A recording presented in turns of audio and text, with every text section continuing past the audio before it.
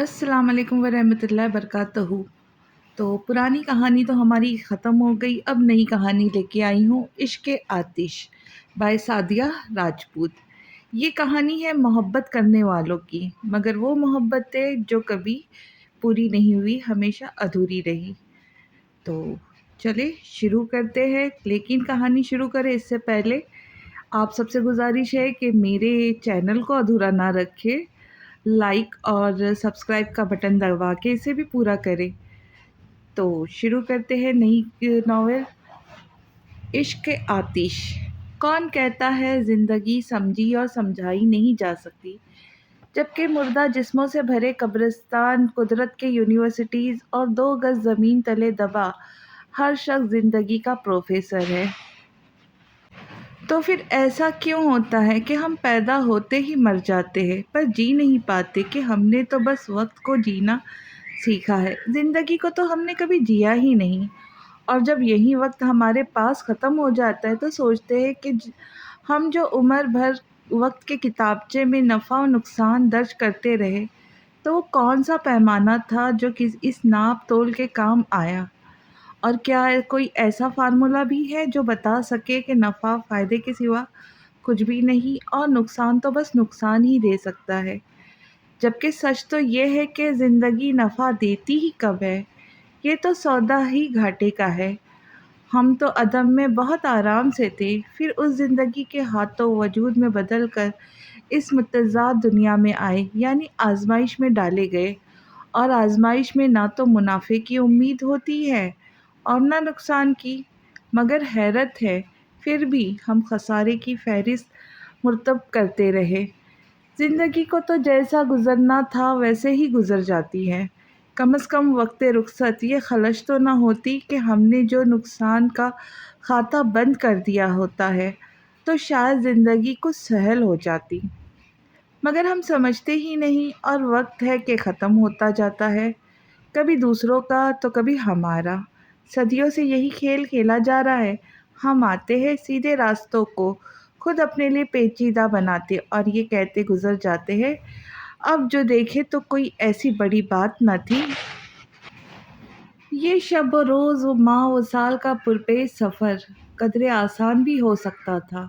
हम ज़रा ध्यान से चलते तो वो घर जिसके दरो बाम पे वीरानी है, जिसके हर ताक पे रखी हुई हैरानी है, जिसकी हर सुबह में शामों की परेशानी है, उसमें हम चैन से आबाद भी हो सकते थे। अब जो देखे तो बहुत साफ नज़र आते हैं, सारे मंज़र भी पस मंज़र भी। लेकिन इस देर ख़याली का सिला क्या होगा, वो जो होना था हुआ, हो भी चुका। लाइनें कटती रही लफ्ज़ बदलने के सबब, हासिले उम्र यहीं चंद अधूरे खाके, कोई तस्वीर मुकम्मल नहीं हो पाई। वो हाथ में बुके पकड़े अजनबी चेहरों के दरमियान किसी शनासा चेहरे को ढूंढ रही थी कि किसी ने उसके नाम से पुकारा, तानिया।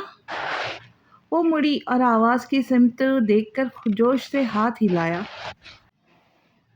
फ़ाइज़ा। दोनों ने एक दूसरे की सिमत कदम बढ़ाए और वो करीब आने पर गले लग गई। भाई की इंगेजमेंट मुबारक हो, तानिया ने अलग होते हुए कहा। थैंक यू, फ़ाइज़ा ने मुस्कुराकर मुबारकबाद कबूल की। चलो तुम्हें अपनी होने वाली भाभी से मिलवाऊं। फिर तानिया का हाथ पकड़कर स्टेज पर चढ़ गई। तानिया ने फ़ाइज़ा के भाई को विश करके उसके साथ बैठी सजी सवरी और कुछ शर्माई सी लड़की को बुके पेश किया और फिर चंद जुमलों के तबादले के बाद फ़ाइज़ा के साथ ही स्टेज से उतर गई। तुम्हारी मम्मी नज़र नहीं आ रही, अभी तो यहीं थी, फ़ाइज़ा ने इधर उधर नज़रें दौड़ाते हुए कहा। फिर तानिया को लिए आगे बढ़ गई। सुनो, तानिया ने उसे मुखातिब किया, वो जो चलते चलते रुक कर मेहमानों से हाल अहवाल भी दरियाफ्त करती जा रही थी। हूँ, फ़ाइज़ा ने उसकी तरफ देख कर कहा। वो नहीं आया। कौन, किसकी बात कर रही हो? वो मुस्कुराहट दबाकर अनजान बनते हुए बोली। तुम्हारे तुम्हारे कज़िन की, तानिया ने संजीदगी से कहा। फ़ाइज़ा मुस्तकिल शरारत के मूड में थी। मेरे तो सभी कज़िन यहाँ हैं। फ़ाइज़ा की लापरवाही उरूज पर थी। मैं शाहान का पूछ रही हूँ, बालाखिर तानिया ने चिढ़ कर कहा। अच्छा तो यूं कहो ना। उसके बनकर बोलने पर तानिया ने उसे हाथ जड़ दिया। यार मार क्यों रही हो, बस आता ही होगा, वैसे भी उसकी पुलिस ट्रेनिंग ही खत्म हुई है, अभी पोस्टिंग के ऑर्डर्स नहीं आए, और ऐसे फारिग बंदे के लिए दावत उड़ाने से अच्छी क्या मसरूफियात हो सकती है। बात खत्म करते ही वो पीछे हटी, कहीं तानिया शायद की हिमायत में उसे एक थप्पड़ और न जड़ दे। तानिया ने उसे घूरा मगर कसदन नज़रअंदाज करते हुए पूछा, एक बात तो बताओ। पूछो। सूरत हाल काबू में देखकर फायजा उसके बराबर आकर खड़ी हो गई। शायन किस रिश्ते से तुम्हारा कज़न है? असल में मेरी मम्मी शायन की मदर की कज़न है। अच्छा। सर हिलाते हुए तानिया ने सामने देखा तो उसकी नज़र डिनर सूट में मलबूस शायन के दराज कामत वजूद पे पड़ी। उसने फायजा को पकड़ के झिंझोड़ दिया। शायन आ गया। शुक्र है, नहीं तो तुम मुझे मार डालती। बको मत। तानिया ने मुस्कुरा शायन को देखते हुए उसे डांटा, जो सीधा ही उनकी ही तरफ आ रहा था। क्या हो रहा है? वो पास आकर बोला। तुम्हारे आने की खुशी में तानिया मेरा गला दबाने वाली है, फायजा बेचारगी से बोली। शायन ने पहले ही उसकी शक्ल देखी, फिर तानिया की, जिसके दोनों हाथ पीछे से फायजा के शानों पर थे। तानिया ने बिदक कर अपने हाथ हटाया और जोर से उसे धक्का देकर बोली, दफा हो जाओ। हाँ, हो रही हूँ, वैसे भी हम तुम जैसे कबाबों की हड्डी बनने में मैं अपना ही नुकसान है। और हाँ, जाते जाते वो बोली, यहाँ से हिलना मत, मैं मम्मी को लेकर आती हूँ। वो चली गई तो शायद ने मुस्कुराहट दबा कर पूछा, क्या तुम वाकई उसको मार रही थी? बेकार की बातें मत करो, तानिया बुरा मुंह बनाकर बोली। तुम्हें नहीं पता उसे एक्टिंग करने का कितना शौक है। तानिया। कुछ पल की खामोशी के बाद शायद ने उसे पुकारा तो सर उठाकर उसे देखने लगी। एक बात कहूँ? कहो। शोल्डर कट बालों को चेहरे से हटाकर वो संजीदगी से उसकी तरफ मुतवज्जा होकर बोली तो धीरे से मुस्कुराकर बोला, पहली बार तुम्हें यूं सजे सवरे रूप में देख रहा हूँ, अच्छी लग रही हो। वो पजल हो गई, वाकई वो हमेशा बहुत सादे से हुलिये में रहा करती थी, अपनी तरफ से खासी लापरवाह, लेकिन आज खिलाफ मामूल पर हल्की एम्ब्रॉयडरी का शिफॉन की शलवार कमीज में दुपट्टा कांधों पर डाले, हल्का मेकअप के साथ मैचिंग ज्वेलरी पहने काफ़ी मुख्तलिफ लग रही थी। और तो और आज बाल में बैंड की कैसे आज़ाद शानों पर लहरा रहे थे। शैन की इस कदर डायरेक्ट जुमले पर हालांकि वो बस एक पल को ही गड़बड़ाई थी, फिर भी महजूज सी हंसी हंसकर तानिया ने खफगी से उसकी सिमत देखा। क्या यही कहना था? वो फौरन बोली, नहीं कहना तो कुछ और है, पर सोचा तुम्हारी थोड़ी तारीफ कर दूँ। सुना है लड़कियों को अपनी तारीफ बहुत अच्छी लगती है, फिर उनसे जो भी कहा जाए वो फौरन मान जाती है। तुम क्या मनवाना चाहते हो? शायन की बात से कयास लगाकर उसने एब्रो उचकाकर पूछा। कुछ भी कहने से पहले वो कुछ पल चुप रहा, जैसे अल्फाज तरतीब दे रहा हो, फिर धीरे धीरे बोलने लगा। तानिया, मैं नहीं जानता मैंने कब उस तरह से सोचना शुरू किया, मगर ये बात मेरे दिल में बहुत अरसे से थी। बस कभी कहा नहीं, सोचा मुनासिब वक्त आने पर तुमसे कहूँगा। कुछ लम्हे खामोशी से सरक गए। वक्त पता नहीं मुनासिब है या नहीं, मगर मैं अब और इंतज़ार नहीं कर सकता। अपने बात के आखिर में उसने तानिया की तरफ देखा, जो एकटक उसे ही देख रही थी। शान का गंभीर लहजा, सर्द अल्फाज और आंखों का वाल्हानापन। तानिया को लगा शायन आज वो सब कह देगा जिसे सुनने की ख्वाहिश 3 साल से उसके दिल में थी। तानिया, मैं तुमसे, एक्सक्यूज़ मी प्लीज़। फ़ायज़ा की तेज़ आवाज़ से तिलस्म टूट गया और वो दोनों चौंक कर उसकी तरफ मुड़े, जो कदरे भारी जसामत वाले मगर ग्रेसफुल मर्द का हाथ पकड़े उनकी तरफ आती दूर से ही चिल्लाई थी। मम्मी तो बिज़ी है, मगर देखो मैं पापा को ले आई हूँ। वो बोलते हुए उनके पास आकर रुके, फिर तारुफ कराने लगी। तानिया, इनसे मिलो, ये मेरे पापा है। फिर तानिया की तरफ इशारा करते हुए कहा, और पापा, ये मेरी best friend Tania Farooqui, most eligible business mean मी मैं नूरुल हुदा फारूकी की बेटी। हम दोनों एमबीए क्लासेस में साथ साथ थे। फायजा की बात पर वो बुरी तरह चौंके। तुम नूरुल हुदा की बेटी हो? जी। नूरुल हुदा फारूकी एक मशहूर शख्सियत थे। अक्सर तानिया के बताने पर उनके हवाले पर जो लोग चौंक कर ये सवाल करते थे, इसलिए तानिया ने कुछ खास नोटिस ना लिया। کیا آپ میرے پاپا کو جانتے ہیں؟ انہیں کون نہیں جانتا؟ اب وہ سنبھل کر بول رہے تھے. ہی از a leading industrialist of the country. اور لاسٹ ویک بزنس میگزین میں جو ان کا انٹرویو چھپا تھا کمال کا تھا. وہ بہت سے لوگوں کے لیے انسپریشن ہے. اینی وے MBA تو کمپلیٹ ہو گیا، اب کیا کر رہی ہو؟ اپنے پاپا کی تعریف پر اسے فطری طور پر خوشی ہو رہی تھی. ان کی بات کے جواب میں مسکرا کر بولی، پاپا کا آفس جوائن کر لیا ہے. گڈ. وہ خوش دلی سے بولے. اوکے بیٹا، مجھے کچھ مہمانوں کو بھی وقت دینا ہے، تم لوگ انجوائے کرو. وہ ناقابل فہم انداز میں مسکراتے ہوئے چلے گئے تو تانیہ کو ایک دم سے شایان کا خیال آیا. وہ پلٹی مگر وہاں کوئی نہیں تھا. اس نے تیزی سے نظر دوڑائی مگر شایان کہیں نظر نہیں آیا. کیا بات ہے؟ فائزہ نے اسے ڈھونڈتے پا کر پوچھا. شایان ابھی تو یہیں تھا، کہاں چلا گیا؟ ارے ہاں، یہ اچانک کہاں غائب ہو گیا؟ تانیہ اس کی بات کو انسنی کرتے ہوئے شایان کی تلاش میں گیٹ تک آئی تو اس نے شایان کو ہال سے باہر جاتے دیکھا. شایان، بات سنو! وہ بے ساختہ پکاری مگر شایان نے جیسے سنا ہی نہ ہو اور باہر نکلتا چلا گیا. تانیہ اس کے پیچھے لپکی مگر جب وہ باہر آئی شایان اپنی بائک پر بیٹھ کر جا چکا تھا. اس خیال نے تانیہ کو آزردہ کر دیا کہ وہ کچھ کہے بغیر ہی چلا گیا. وہ کتنے ہی دیر اندھیرے میں بے حس و حرکت کھڑی رہی. وہ کب سے شایان کے موبائل پر کال کرنے کی کوشش کر رہی تھی مگر دوسری طرف فون بند تھا. آ جاؤ! دروازے پر دستک کی آواز سن کر اس نے بلند آواز میں بیزاری سے کہا اور پھر سے موبائل پر نمبر ملائے. جی ماما. دروازہ کھول کر اپنی ماما کو اندر آتے ہوئے دیکھ کر اس نے موبائل نیچے کر دیا. 2 بار خدیجہ کو تمہیں بلانے کے لیے بھیج چکی ہوں. آخر کھانا تو کھا لو تانیہ. انہوں نے اسے سرزش کی. آپ چلے، میں بس تھوڑی دیر میں آتی ہوں. وہ زچ ہو رہی تھی. آخر شایان نے موبائل آف کیوں کیا ہے؟ جب سے آفس سے آئی ہو فون سے چپک کر بیٹھی ہو. آخر کس کو فون کر رہی ہو؟ ایک دوست کو، جس ایڈیٹ نے پرسوں سے اپنا موبائل بند رکھا ہوا ہے. اور میں اس سے بھی بڑی ایڈیٹ ہوں جو بار بار اس کا نمبر ٹرائی کر رہی ہوں.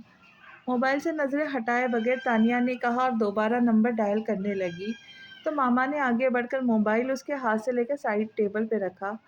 فون بعد میں بھی ہو سکتا ہے، اب چلو تمہارے پاپا انتظار کر رہے. پاپا آ گئے؟ وہ گود میں رکھا تکیہ بیڈ پر رکھ کر اٹھ گئی. ہاں، اور تم 5 منٹ میں نیچے آ جاؤ ورنہ میں تمہارے پاپا کو بھیجتی ہوں. وہ دھمکی آمیز انداز میں کہہ کے کمرے سے چلی گئی تو تانیہ نے فٹافٹ منہ ہاتھ دھویا، بال کلپ میں جکڑ کر نیچے ڈرائنگ روم میں آ گئی اور کرسی گھسیٹ کر بیٹھتے ہوئے نور الہدیٰ سے کہا، کیا بات ہے پاپا، آج آپ 9 بجے ہی گھر پر نظر آ رہے؟ بس بیٹا، گھڑی نے دھوکہ دے دیا ورنہ میں تو 12 بجنے کے بعد ہی گھر آیا تھا. شاید اٹک گئی ہے. تانیہ کے شرارتی انداز میں پوچھنے پر سنجیدگی سے بولتے ہوئے آخر میں یوں انگلی سے کلائی پر بندھی گھڑی کو ٹھوکنے لگے جیسے گھڑی واقعی اٹک گئی ہو. ٹیبل پر اپنی نگرانی میں کھانا لگواتی مریم فاروقی نے ان کی بات سنی تو ان کی مذاق کو سمجھ کر خفگی سے بولی، کیوں 12 بجے سے پہلے گھر آنے پر پابندی ہے؟ مزے سے ہنستی تانیہ نے ایک دم منہ پر ہاتھ رکھ کر ہنسی روکی اور محظوظ انداز میں نور الہدیٰ کی طرف دیکھنے لگی جو پہلے جیسی سنجیدگی سے بولے، نہیں لیکن پابندی تو 12 بجے کے بعد آنے پر بھی نہیں ہے. تانیہ کی ہنسی چھوٹ گئی تو مریم سلگ کر زور سے بولی، بہادر، پانی اب تک ٹیبل پر نہیں پہنچا. تانیہ نے ان کے غصے کو محسوس کر کے کہا، بس پاپا اب خیریت اسی میں ہے کہ چپ کر کے کھانا کھا لے ورنہ آپ کو ماما نے زبردست ڈانٹ پڑ سکتی ہے.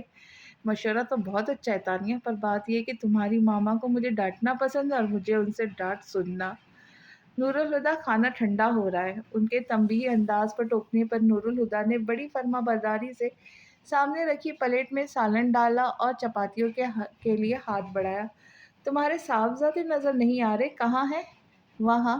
مریم نے سامنے ٹی وی کی طرف اشارہ کیا جس پر Pakistan India cricket match live telecast ہو رہا تھا. نور الہدیٰ اور تانیہ نے ایک ساتھ ٹی وی کی طرف دیکھا اور تانیہ حیرت سے بولی، ٹی وی میں؟ ٹی وی میں نہیں، اسٹیڈیم میں دوستوں کے ساتھ میچ دیکھنے گئے ہیں. جواب دے کر وہ تانیہ کی پلیٹ میں سالن نکالنے لگی جس کی پلیٹ اب تک خالی تھی. دادا جان بھی ساتھ گئے ہیں؟ تانیہ نے پوچھا. وہ اپنے کمرے میں، آج پھر ڈپریشن کا دورہ پڑا ہے. صبح سے دروازہ بند کر کے بیٹھے ہیں، کتنی بار ان کا دروازہ بجا چکی ہوں مگر وہ کوئی جواب ہی نہیں دے رہے. دادا جان کے اس طرز عمل کے سبھی عادی تھے، اب تو کوئی کنونس بھی نہیں کرتا تھا. مریم نے بنا کسی تشویش کے اطلاع دی اور اپنی پلیٹ میں کھانا نکال کر کھانے لگی. نور الہدا بھی کسی تاثر کے بغیر کھانا کھا رہے تھے، لیکن تانیہ نے سامنے رکھے کھانے کو ہاتھ بھی نہیں لگایا۔ پتہ نہیں دادا جان کو ایک دم سے کیا ہو جاتا ہے، کیوں خود کے کمرے میں بند کر لیتے۔ پھر اگلے کئی دنوں تک انہیں کسی چیز کا ہوش نہیں رہتا۔ پاپا، آپ کو پتہ ہے دادا جان ایسے کیوں کرتے ہیں؟ افسردگی سے خود کلامی کرتے ہوئے آخر میں وہ نور الہدا سے پوچھنے لگی۔ کھانا کھاتے ہوئے ایک پل کو نور الہدا کا ہاتھ رکا، پھر وہ تلخی سے بولے، ہوں گے عمر رفتہ کے کچھ زخم جو بےکل کرتے ہوں گے۔ اس عمر میں یوں ہی بھی آدمی کے پاس پچھتانے کے لیے بہت کچھ ہوتا ہے۔ تانیہ کو ان کا انداز، ان کی بات دونوں ہی ناگوار گزرے۔ وہ اپنی جگہ سے اٹھ کھڑی ہوئی۔ میں دادا جان کو لے کر آتی ہوں، انہوں نے صبح سے کچھ نہیں کھایا ہوگا۔ پھر کسی کی طرف دیکھے بغیر وہاں سے چلی گئی۔ لاؤنج میں دائیں اور بائیں دونوں جانب سیڑھیاں تھیں۔ دائیں طرف کی سیڑھیاں اوپر منزل کے کوریڈور سے جڑی تھی، جبکہ بائیں جانب کی سیڑھیاں بیسمنٹ میں جاتی تھی، جہاں اسٹڈی سے متعلق کشادہ لائبریری تھی۔ بیسمنٹ کے انہی سیڑھیوں کی ایک جانب اظہر فاروقی کا کمرہ تھا۔ تانیہ کی کئی بار کی دستکوں کے بعد بھی اندر سے کوئی جواب نہ آیا۔ دروازہ کھولیے دادا جان، مگر اندر ہنوز خاموشی کا راج تھا۔ میں آپ کو لینے آئی ہوں اور لیے بغیر نہیں جاؤں گی۔ جواب ندارت۔ ٹھیک ہے، آپ کو دروازہ نہیں کھولنا نہ کھولیں، میں بھی یہیں دروازے کے پاس ہی بیٹھی رہوں گی۔ اور پھر وہ سچ مچ دروازے کے پاس دیواروں سے ٹیک لگا کر بیٹھ گئی۔ اگلے پل اور کچھ اور پلوں کی خاموشی کے بعد ہلکی سی کلک کی آواز کے ساتھ دروازہ کھل گیا۔ تانیہ نے سر اٹھا کر دیکھا تو اظہر فاروقی ذرا سا دروازہ کھول کر چہرہ باہر نکالے اسے دیکھ رہے تھے۔ اندر آ جاؤ، اتنا کہہ کے دروازہ کھلا چھوڑ کر واپس مڑ گئے۔ تانیہ اٹھی اور اندر کمرے میں چلی گئی۔ بیٹھو، انہوں نے تانیہ سے بیٹھنے کو کہا۔ تانیہ کو محسوس ہوا جیسے ان کی آواز روندھی ہوئی ہے۔ ان کے چہرے پر بھی آنسوؤں کے نشان تھے، آنکھیں جھکا رکھی تھی، پھر بھی تانیہ کو اندازہ تھا کہ وہ سرخ ہو رہی ہوگی۔ ہر بار کی قید تنہائی کے بعد ان کی حالت ایسے ہی دگرگوں ہوا کرتی تھی۔ پھر بھی تانیہ کو عجیب لگا۔ وہ ریٹائرڈ کرنل تھے، ان کی بارواب شخصیت سے جہاں پسندی ٹپکتی تھی۔ 70 برس کی عمر میں بھی ان کی صحت قابل رشک تھی۔ کچھ سالوں سے بلڈ پریشر کے مسئلے کے سوا ان کو کوئی بھی پریشانی نہیں ہوئی۔ البتہ عمر کی زیادتی کی وجہ سے ان کے شانے قدرے جھک گئے تھے، مگر ان کے رعب اور دبدبے اور شخصیت سے یکسر مختلف۔ تانیہ نے ہمیشہ انہیں نرم مزاجی پایا تھا۔ ان کی کڑکڑاتی بھاری آواز تانیہ نے ہمیشہ سرگوشیوں جیسی دھیمی دھیمی ہی سنی تھی۔ گو ملال کی ایک مستقل کیفیت ان کے سرخ و سفید چہرے کے مکین تھی۔ پھر بھی تانیہ کو وہ چٹان کی طرح مضبوط لگا کرتے تھے، مگر اس وقت تو وہ بے حد کمزور اور شکستہ دکھائی دے رہے تھے۔ تانیہ دل ہی دل میں الجھتی بیڈ کے کونے پر ٹک گئی۔ وہ آہستہ خرامی سے چلتے آتش دان کے پاس کرسی کے ساتھ رکھی تیپائی تک آئے، اس پر کھلی پڑی ریڈ کور کی ڈائری اٹھائی اور اسی طرح چلتے اسٹڈی ٹیبل تک آ گئے۔ ڈائری کو دراز میں رکھ کر دراز کو لاک کیا اور چابی ہاتھ میں لے لی۔ پھر تانیہ کو مخاطب کیے بغیر کہا، میں فریش ہو کر آتا ہوں، اور کمرے میں بنے اٹیچ باتھ روم میں چلے گئے۔ تانیہ نے غیر دلچسپی سے یہاں وہاں سر گھمایا، پھر تھوڑی کے نیچے ہاتھ رکھ کر آتش دان کے اوپر لگی تصویر کو دیکھنے لگی۔ کچھ ہی دیر بعد اظہر فاروقی باتھ روم کے دروازہ کھول کر کمرے میں آ گئے۔ آؤ چلیں، انہوں نے کہا۔ تانیہ فوراً اٹھ کھڑی ہوئی۔ ساتھ ساتھ دونوں کو ڈرائنگ روم کے دروازے سے آتا دیکھ نور الہدا کا منہ کی طرف جاتا ہاتھ وہیں رک گیا۔ انہوں نے نوالا پلیٹ میں رکھا اور عجیب سی نظروں سے اظہر فاروقی کو دیکھنے لگے۔ کرسی کھینچ کر انہیں اٹھاتے ہوئے تانیہ نے اپنے پاپا کو دیکھا تو ٹھٹک گئی۔ دوسری طرف نور الہدا نے ان کی نگاہوں کو محسوس کر کے آنکھیں جھکاتے ہوئے پلیٹ سے نوالا اٹھا کر منہ میں رکھا، مگر اسے نگلنے کے لیے انہیں پانی کا سہارا لینا پڑا تھا۔ ثانیہ قصداً انہیں نظر انداز کر کے خود بھی بیٹھ گئی۔ اظہر فاروقی کے پلیٹ میں کھانا نکالتے ہوئے اٹھلاتے ہوئے مریم سے کہا، دیکھا ماما، میں نے کہا تو دادا جان فوراً آ گئے۔ دادا جان کبھی میری بات ٹال ہی نہیں سکتے۔ پر جس کی ماننی چاہیے تھی اس کی تو انہوں نے کبھی نہیں مانی۔ نور الہدا کے لہجے کی ترشی کو دونوں ماں بیٹی نے محسوس کیا تھا، مگر اس گھر کے غیر اعلانیہ قوانین میں ایک قانون یہ بھی تھا کہ باپ بیٹے کے معاملے میں کوئی بھی نہیں بولے گا، سو دونوں خاموش رہی۔ مگر دادا جان کے ہاتھ میں پکڑا پانی کا گلاس چھلک پڑا۔ تانیہ نے فوراً ان کے ہاتھ پر ہاتھ رکھا اور گلاس ان کے ہونٹوں سے لگا دیا۔ پانی کا گھونٹ بھرتے ہوئے اظہر فاروقی کی آنکھیں ڈبڈبا گئی تھی۔ کھانے کے بعد وہ اپنے کمرے میں سونے کے لیے آئی تو موبائل دیکھ کر اسے شایان کا خیال آیا۔ بیڈ پر دھیم دراز ہوتے اس نے شایان کو فون کیا، مگر اس کا سیل فون حسب سابق بند تھا۔ بس بہت ہو گیا، اب دوبارہ ٹرائی نہیں کروں گی۔ اس نے موبائل تکیے پر پٹکا اور دھپ سے لیٹ گئی۔ صبح سب کچھ بھلائے پھر سے شایان کا نمبر ٹرائی کرنے لگی۔ فائزہ پلیز، میں پریشان ہوگی۔ پہلے تو اس نے فون بند کر رکھا ہے، اب کال تو جاتی ہے مگر وہ فون نہیں اٹھاتا۔ ایک تو ثانیہ تم ذرا سی بات پہ پریشان ہو جاتی ہو۔ یہ ذرا سی بات ہے، وہ بھڑک گئی۔ پچھلے 2 ہفتوں سے میں پاگلوں کی طرح اسے کال ملا رہی ہوں اور وہ جناب فون ہی نہیں اٹھا رہے۔ بھئی ہو سکتا ہے وہ بیزی ہو۔ فائزہ نے اسے ٹھنڈا کرنا چاہا پر وہ بھی بھڑک گئی۔ بیٹھے بٹھائے اے ایس پی صاحب نے ایسی کیا مصروفیات ایجاد کر لی جو فون نہیں اٹھا سکتے؟ اب کہ فائزہ بھی زچ ہو کر بولی، اوفو تمہاری سوئی تو ایک ہی جگہ پر اٹک گئی۔ اب فون رکھو، میرا باس سارا کام چھوڑ کر مجھے اپنی الو جیسی آنکھوں سے گھور رہا ہے۔ نوکری سے نکلواؤں گی؟ زیادہ اوور ایکٹنگ مت کرنے کی ضرورت نہیں، میں بھی آفس میں ہی بیٹھی ہوں۔ وہ آفس تمہارے پاپا کا ہے جبکہ میرا باس میرا چاچا بننے کو بھی تیار نہیں۔ اچھا ٹھیک ہے، تم مجھے شایان کے گھر کا نمبر دو، مگر پھر میں فون رکھتی ہوں۔ گھر کا نمبر کیوں؟ تانیہ نے بے اختیار دانت پیس کر کہا، ویسے جلدی کی رٹ لگا رکھی ہے مگر کیوں کس لیے بھی پوچھنا ضروری ہے۔ پھر کچھ نارمل لہجے میں کہا، دیکھو موبائل پر وہ تو کال ریسیو نہیں کر رہا، گھر کا فون تو اٹھائے گا۔ ہاں مگر میرے پاس اس کے گھر کا نمبر نہیں ہے۔ واٹ؟ وہ دھاڑی۔ شایان تمہارا کزن ہے اور تمہارے پاس اس کے گھر کا نمبر نہیں ہے؟ ہے مگر وہ پرانا والا ہے، نیا دے مجھے دیا نہیں۔ میں ممی کی ڈائری میں لکھا ہوں گا۔ ٹھیک ہے، گھر پہنچتے ہی مجھے فون کرنا۔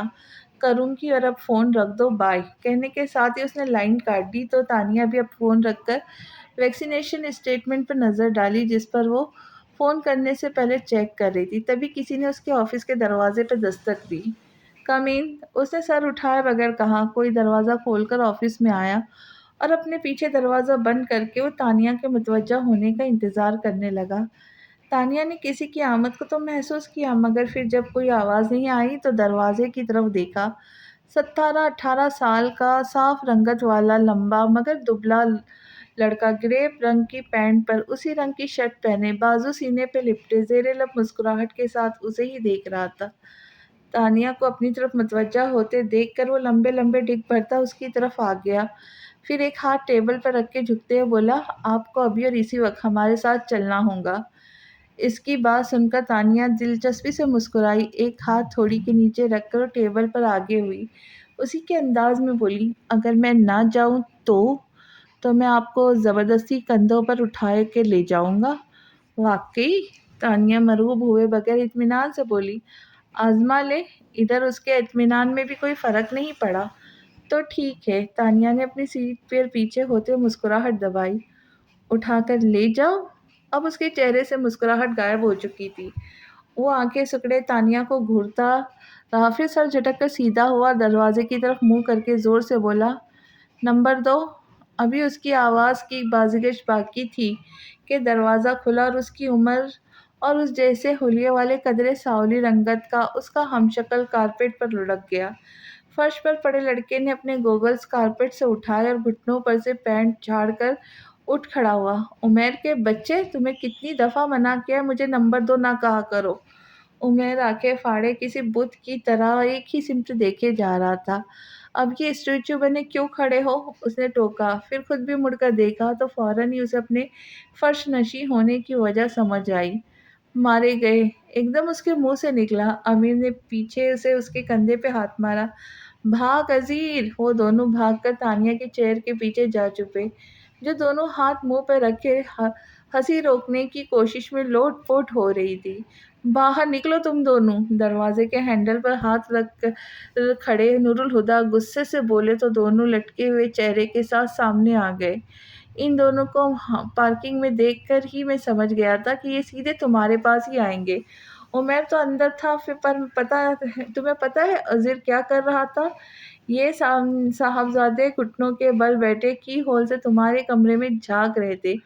دیکھو ذرا ان دونوں کی حرکتیں۔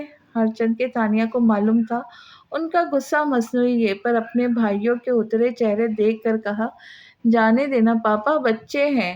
مگر بیٹوں کی ردی ہوئی حالت انہیں اتنا محظوظ کر رہی تھی کہ وہ مزید کھنچائی کرنے کے انداز میں بولے، پہلے پوچھو ان سے، یہ دونوں یہاں کیا کارنامہ کرنے آئے ہیں تھے؟ عزیر جلدی سے بولا، ہم کارنامہ کرنے نہیں آئے پاپا، ہم تو آپ ہی سے ملنے آئے تھے۔ صبح ناشتے پر ان سے ملاقات نہیں ہوئی، اس لیے دل بے چین تھا۔ پھر کالج سے واپس آ کر ہم نے سوچا آپ ہی سے آفس میں ہی جا کر مل لیتے۔ بولنا امیر۔ اعلیٰ پائے کی بکواس ایکٹنگ کرتے اس نے عمیر سے مدد مانگی، جو فوراً ہی مل گئی۔ پاپا بالکل پاپا، یہ 2 نمبر 2 ٹھیک کہہ رہا ہے۔ تم نے پھر مجھے 2 نمبر کہا۔ عزیز سب چھوڑ کر اس کے پیچھے پڑ گیا۔ تم مجھ سے پورے 15 منٹ چھوٹے ہو، تو ہوئے نا نمبر 2؟ ہاں۔ عزیر کی ہاں اس قدر مدبرانہ تھی کہ جیسے یہ بات آج ہی اس کے علم میں آئی ہو۔ پھر تم دونوں پھر سے شروع ہو گئے؟ نور الہدیٰ انہیں ٹوکتے ہوئے تانیہ کی طرف مڑے۔ یہ دونوں اگر 5 منٹ اور آفس میں رہے تو بھوچال آ جائے گا، تمہیں لیے بغیر یہ ٹکیں گے نہیں، اس لیے تم ان دونوں کو ساتھ جاؤ، تمہارے کام طارق دیکھ لے گا۔ اوکے، تانیہ سر ہلا کر بولی تو عمیر جلدی سے آگے ہوا، ہم صرف آپ ہی کو لینے نہیں آئے، آپ بھی ہمارے ساتھ چلیں۔ وہ پلٹنے لگے تھے، رک کر پوچھا، خیریت؟ دادا جان کا برتھ ڈے ہے اور آپ ہمیشہ بھول جاتے، تو ہم نے سوچا اس بار آپ کو خود ہی لینے آ جاتے۔ چلے؟ عزیر بولتے ہوئے پاس آ کر ان کا بازو تھام کر بولا، سوری بیٹا، میں اس بار بھی نہیں آ پاؤں گا۔ ایک پل میں ان کے چہرے کے عضلات تن گئے تھے۔ عمیر کو بہت برا لگا تھا۔ کیوں؟ میری فارن ڈیلیگیشن کے ساتھ میٹنگ ہے، میں کیسے آ سکتا ہوں؟ عزیر بچوں کی طرح منہ پھلا کر بولا، میٹنگ کینسل کر دے۔ انہوں نے بھی بچوں کی طرح عزیر کو پچکارا، سمجھا کرو بیٹا، میٹنگ کینسل نہیں ہو سکتی۔ تو پھر آپ نے آج کے دن میٹنگ رکھی ہی کیوں، جبکہ پتہ ہے 29 نومبر کو دادا جان کا برتھ ڈے ہوتا ہے اور ہم سب بناتے بھی ہیں؟ اس سے پہلے کہ نور الہدیٰ اسے بہلانے کو کچھ اور بولتے، تانیہ نے کہا، جانے دو عزیر، پاپا نہیں آئیں گے، میٹنگ واقعی بہت اہم ہے۔ نور الہدیٰ نے اس کی بات کو چونک کر اسے دیکھا۔ وہ جانتے تھے، تانیہ جانتی ہے کہ وہ جس فارن ڈیلیگیشن کی بات کر رہے وہ کل دوپہر کو واپس جا چکا تھا، اور اسی بات نے انہیں چونکا دیا تھا۔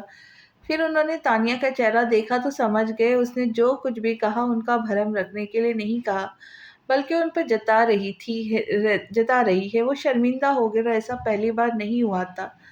تانیہ نے اشارے سے عزیر اور عمیر کو چلنے کو کہا اور خود وہ چھوٹے چھوٹے قدم اٹھاتی نور الہدیٰ کے سامنے جا کر رکی۔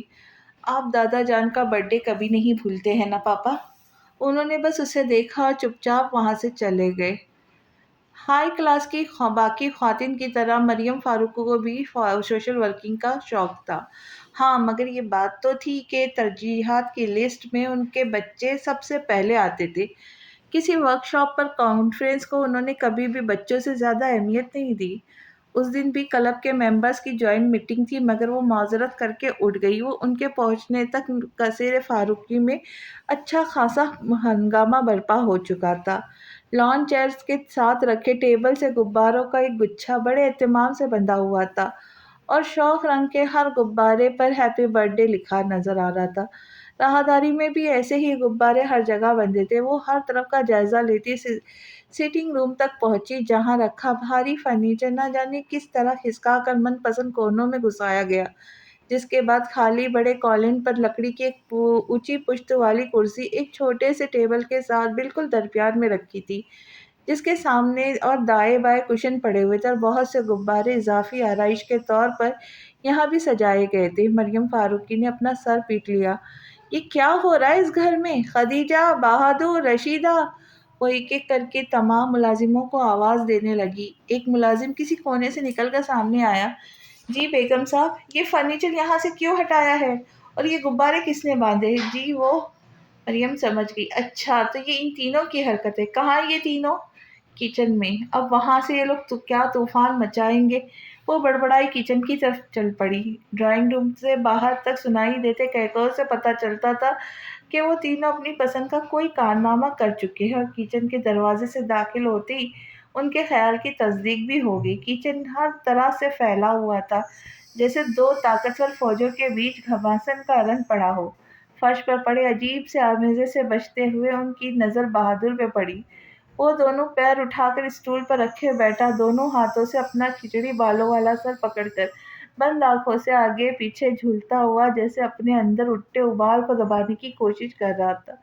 اس پہ سے نظر ہٹا کے انہوں نے کچن ٹیبل کے گرد کھڑے اپنے سپوتوں کو دیکھا جو سامنے رکھی پلیٹ میں کوئلے جیسی چیز کو دیکھ کر بری طرح ہنس رہے تھے۔ یہ کیا لگا رکھا ہے تم تینوں نے، اور یہ کیا چیز ہے؟ نہ چاہتے ہوئے جھڑک کر بولی، ساتھ ہی پلیٹ میں رکھے عجوبے کے بارے میں سوال کیا۔ کیک۔ عزیر نے بڑی سادگی کے ساتھ ایک لفظی جواب دیا، جبکہ باقی دونوں صورتحال کی نزاکت دیکھ کر خاموش رہے۔ یہ کیک ہے؟ وہ حیران ہوئی۔ کس نے بنایا ہے؟ آپ ہی نے، وہ فوراً بولا۔ تانیہ نے کھینچ کر ہاتھ اس کی گڈی پہ مارا۔ اس وارننگ کے ساتھ ہی جائزے نے بیان بدل دیا۔ نہیں، عمیر نے۔ میں نے کب بنایا؟ اس نے آنکھیں دکھائی۔ تم لوگ کبھی چپ بھی کر جایا کرو، وہ ڈانٹ کر بولی۔ اور تم؟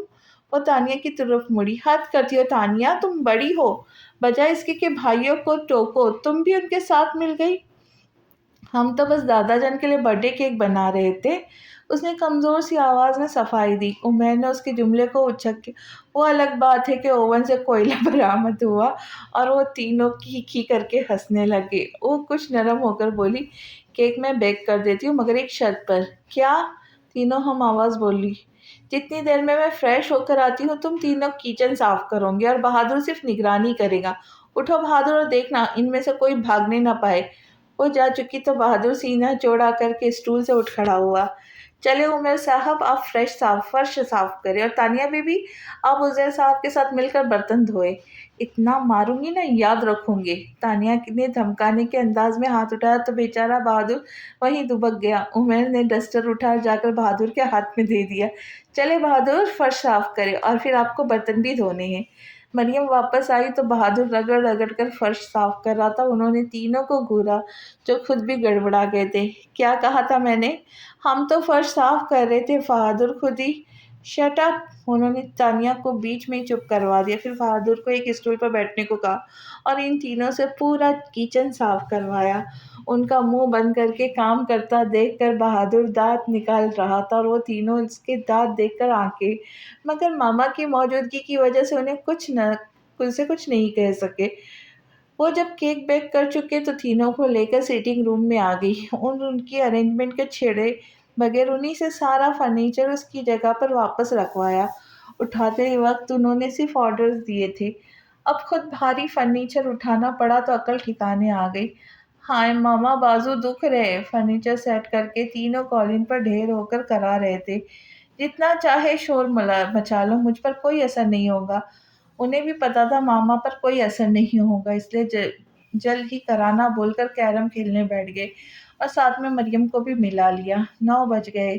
ماما، میں دادا جان کو بلا کر لاتی ہوں، کیک کاٹ لیتے ہیں۔ 9 بجتے ہی تانیہ اٹھ گئی۔ اپنے پاپا کو تو آ جانے دو، ان کے ٹوکنے پر وہ تلخ سے لہجے میں بولی۔ 29 نومبر کے دن پاپا کی واپسی ویسے 2-2:30 بجے سے پہلے نہیں ہوتی، مگر بابا جان تو ہر بار ان کے پوچھتے ہیں، وہ رسان سے کہہ کر چپ ہو گئی۔ ٹھیک ہے، کیک نہیں کاٹیں گے پر کھانا تو کھا سکتے ہیں، اس نے بالآخر ان کی بات مان کر کہا اور اظہر فاروقی کو بلانے چلی گئی۔ دروازے پر ہلکی سی دستک کے بعد کوئی آواز نہیں ابھری تو تانیہ نے دروازے کی نوب پر ہاتھ رکھ کر ذرا سا گھمایا اور دروازے بے آواز کھلتا چلا گیا۔ کمرے کی ہلکی زرد روشنی میں تانیہ نے اندر جھانکا تو نگاہ سیدھے قدیمی طرز کے بنے گیس سے جلنے والے آتش دان پر لگی تصویر پر پڑی، اور ہمیشہ کی طرح آج بھی تانیہ کو وہ تصویر سانس لیتی ہوئی محسوس ہوئی۔ اظہر فاروقی آتش دان کے سامنے راکنگ چیئر پر بند آنکھوں کے ساتھ نیم دراز تھے، ریڈ ڈائری بند ان کے سینے پہ رکھی تھی، اور ایک ہاتھ اس ڈائری پر تھا، دوسرے ہاتھ بے جان سے انداز میں ان کے سنہرے فریم کے اینک پر کوئی پکڑے گود میں دھرا تھا۔ آتش دان روشن تھا اور کمرے میں پھیلی زرد روشنی ان سے نکل رہی تھی جس نے ماحول کو پراسرار بنا دیا۔ تانیہ نے آہستگی سے دروازہ بند کیا اور دبے قدموں چلتی ان کے پاس کارپیٹ پر بیٹھ گئی۔ انہیں آواز دیتے ہوئے وہ ہچکچا رہی تھی کہ وہ کہیں سو نہ رہے ہوں۔ پھر کچھ سوچ کر اس نے اپنا ہاتھ ان کے گھٹنے پر رکھ دیا۔ کرنل اظہر فاروقی بہت زور سے چونکے۔ یہ انداز تو کسی کی پہچان تھا۔ انہوں نے تڑپ کر اپنی آنکھیں کھول دی۔ مگر انہیں دکھائی نہیں دیا۔ تانیہ نے انہیں آنکھیں کھولتے دیکھ کر کچھ کہا مگر انہیں کچھ سنائی ہی نہیں دیا۔ ان کی آنکھیں کسی اور ہی منظر میں الجھ گئی۔ ان کے کان اس آواز کو سن رہے تھے جسے ایک بار اور سن لینے کی خواہش برسوں سے ان کے دل میں تھی۔ تانیہ ایک غیر ارادی عمل نے انہیں بہت پیچھے ڈھکیل دیا۔ Happy birthday to you, happy birthday to you, happy birthday dear baba. آتش دان کے سامنے راکنگ چیئر پر نیم دراز اظہر فاروقی نے اس کی گنگناتی آواز بھی سنی تھی اور اس کا اپنے قدموں پر بیٹھنا بھی محسوس کیا تھا، لیکن پھر بھی وہ آنکھیں بند کیے اس پل کا انتظار کرتے رہے جب وہ ان کی ساری تھکن سمیٹ لیتی، اور پھر اس نے بہت آہستہ سے ان کے گھٹنے پر ہاتھ رکھ دیا۔ اظہر فاروقی نے دھیرے سے آنکھیں کھول کر آسمانی رنگ کے کپڑوں میں ملبوس اس آسمان کی پری کو دیکھا جس کے چہرے کے گرد بکھرے لمبے سنہری مائل گھنے بال رات اور چاند کا عکس لگ رہے تھے۔ وہ دھیرے سے مسکرا دیے، وہ کھلکھلا کے ہنس پڑی۔ ہیپی برتھ ڈے بابا جان۔ تھینک یو بیٹا، وہ بولے اور شکایت کرنے لگے، تاریخ بدلنے میں اب بس چند منٹ ہی باقی ہے، اب جا کر باپ کو وش کرنے کا خیال آیا ہے۔ سوری بابا جان، مگر مجھے یاد تھا، بس ہادی بھائی کا انتظار کر رہی تھی کہ وہ آ جائے تو کیک ساتھ میں ہی کاٹیں گے۔ بولتے ہوئے وہ ذرا سا تپائی کی طرف کھسک گئی اور کیک پر لگی کینڈل کو جلانے کے لیے ماچس اٹھا لی۔ اظہر فاروقی نے سوال کیا، نور الہدیٰ ابھی نہیں آیا؟ نہیں، تو پھر اسے آ جانے دو۔ ماچس جلاتے اس کے ہاتھ وہیں رک گئے۔ بابا جان، 12 تو بس بجنے ہی والے، اور سالگرہ تو اپنی تاریخ پہ ہی اچھی لگتی ہے۔ مگر انتظار کر لینے میں کیا حرج ہے؟ کوئی حرج نہیں۔ اپنی بات کہہ کر وہ اٹھے اور کھڑکی کے ساتھ رکھے اسٹڈی ٹیبل پر ترتیب سے رکھی کتابوں میں سے ایک کتاب اٹھا کر اس کے ورق پلٹنے لگے۔ وہ چپ سی ہو گئی، پھر اس نے انگلیوں میں دبی ماچس کی تیلی کو جلایا، اور جب رقص کرتے ننھے سے شعلے کا عکس اس کی آنکھوں میں چمکنے لگا تو پھونک مار کر ماچس بجھاتے وہ اٹھ گئی اور ساتھ ہی تیپائی پر سے کیک کی پلیٹ بھی اٹھا لی۔ اپنے نظر انداز کیے جانے پر اس کے چہرے سے جھلکتی تکلیف جسے وہ آج اپنے دل پہ محسوس کر رہے تھے، اس دن انہوں نے دیکھی بھی نہیں تھی۔ وہ دروازے تک بھی نہیں پہنچی تھی کہ ہارن کی تیز آواز سنائی دی۔ ہادی بھائی آ گئے کہہ کر اس نے پلیٹ واپس رکھی اور باہر کی طرف دوڑی۔ بھاگتے ہوئے لاؤنج سے گزر کر وہ انٹرنس ڈور طرف بڑھی۔ ٹھیک اسی وقت نور الہدیٰ دروازہ کھول کر اندر آنے لگا اور سامنے سے آتی لڑکی سے ٹکرا گئے۔ اس سے پہلے کہ انہیں ساتھ لے کر دوسری طرف جا گرتی، خود کو سنبھالتے ہوئے نور الہدیٰ نے اسے بھی سنبھال لیا۔ ارے بھائی، آرام سے، گر جاؤں گی۔ اسے خود سے الگ کرتے ہوئے وہ بولے، بائی دا وے، اگر تمہارا ارادہ اولمپکس میں حصہ لینے کا ہے تب بھی دوڑ کر گر جانے کی کیا ضرورت ہے؟ اس نے خجل سا چھوڑ کر وہ لاؤنج کی طرف سیڑھیوں کی طرف بڑھ گئے تو پیچھے سے بولی، ہادی بھائی کہاں جا رہے ہیں؟ اپنے کمرے میں، وہ پلٹ کر پوچھے۔ جی نہیں، پاس آ کر ان کا بازو تھامتے ہوئے بولی، آپ میرے ساتھ چل رہے ہیں؟ تمہارا اس وقت آؤٹنگ کا پروگرام ہے؟ وہ گھبرا کر بولے، حالانکہ وہ تھک چکے تھے اور فوراً سونا چاہتے تھے، پھر بھی ان کے لہجے میں اکتاہٹ کی بجائے وہی نرمی تھی جو اس لڑکی کے لیے مخصوص تھی۔ نہیں بھائی، بابا جان کے پاس چلنے کو کہہ رہی ہوں، وہ کب سے آپ کا انتظار کر رہے۔ بابا جان ابھی تک جاگ رہے ہیں؟ وہ چونک کر بولے، اس کا مطلب آج تو دیر سے آنے پر ڈانٹ پڑے گی۔ اور پڑھنی بھی چاہیے، مگر اس وقت بابا جان آپ کی کلاس لینے کے لیے نہیں بلکہ اپنا برتھ ڈے سیلیبریٹ کرنے کے لیے آپ کا انتظار کر رہے ہیں۔ ارے ہاں، آج تو 29 نومبر ہے، وہ سر پر ہاتھ مار کر بولے، پھر اس کی طرف دیکھ کر کہا، اگر میں بھول ہی گیا تھا تو تم ہی مجھے یاد کرا سکتی تھی۔ ایکسکیوز می، وہ برا مان کر کہنے لگی، آپ تو ہر سال بھول جاتے ہیں، ہمیشہ مجھے ہی یاد کرانا پڑتا ہے، ورنہ خود سے آپ کو اپنا برتھ ڈے بھی یاد نہ رہے۔ اوکے اوکے، وہ جلدی سے بولے، یہ جھگڑا بعد میں دیکھیں گے، ابھی بابا جان کے پاس چلو۔ پھر اس کے کندھوں پہ بازو پھیلا کر ساتھ لیے وہ بابا جان کے کمرے میں آ گئے۔ آئیے برخوردار، کب سے آپ کا انتظار ہے۔ بابا جان انہیں دیکھتے ہی بولے، ہیپی برتھ ڈے نور الہدیٰ۔ بازو پر ہاتھ ڈالا کوٹ بیڈ پر اچھال کر ان سے بغلگیر ہو گئے۔ سوری بابا جان، اس بار میں بھول گیا۔ ان سے الگ ہوتے ہوئے اس نے کن اکھیوں سے دیکھ کر اسے چھیڑنے کو بولے۔ اس نے منہ پھلا کر رخ پھیر لیا۔ چلیں بیٹھو۔ انہیں صوفے پہ بٹھاتے ہوئے ان کی نظر کیک پہ پڑی تو پلٹ کر کیک کی پلیٹ اور ماچس اٹھا کر صوفے پہ آ بیٹھے۔ پلیٹ ٹیبل پر رکھ کر انہوں نے موم بتی جلائی اور کیک کاٹنے کی چھری اٹھا کر بابا جان کو پکڑائی۔ پھر اسے دیکھ کر بولے، وہاں کیوں کھڑی ہو، ادھر آؤ۔ وہ آ کر بابا جان کی دوسری طرف بیٹھ گئی۔ دادا جان کیک کاٹ لے۔ کیا؟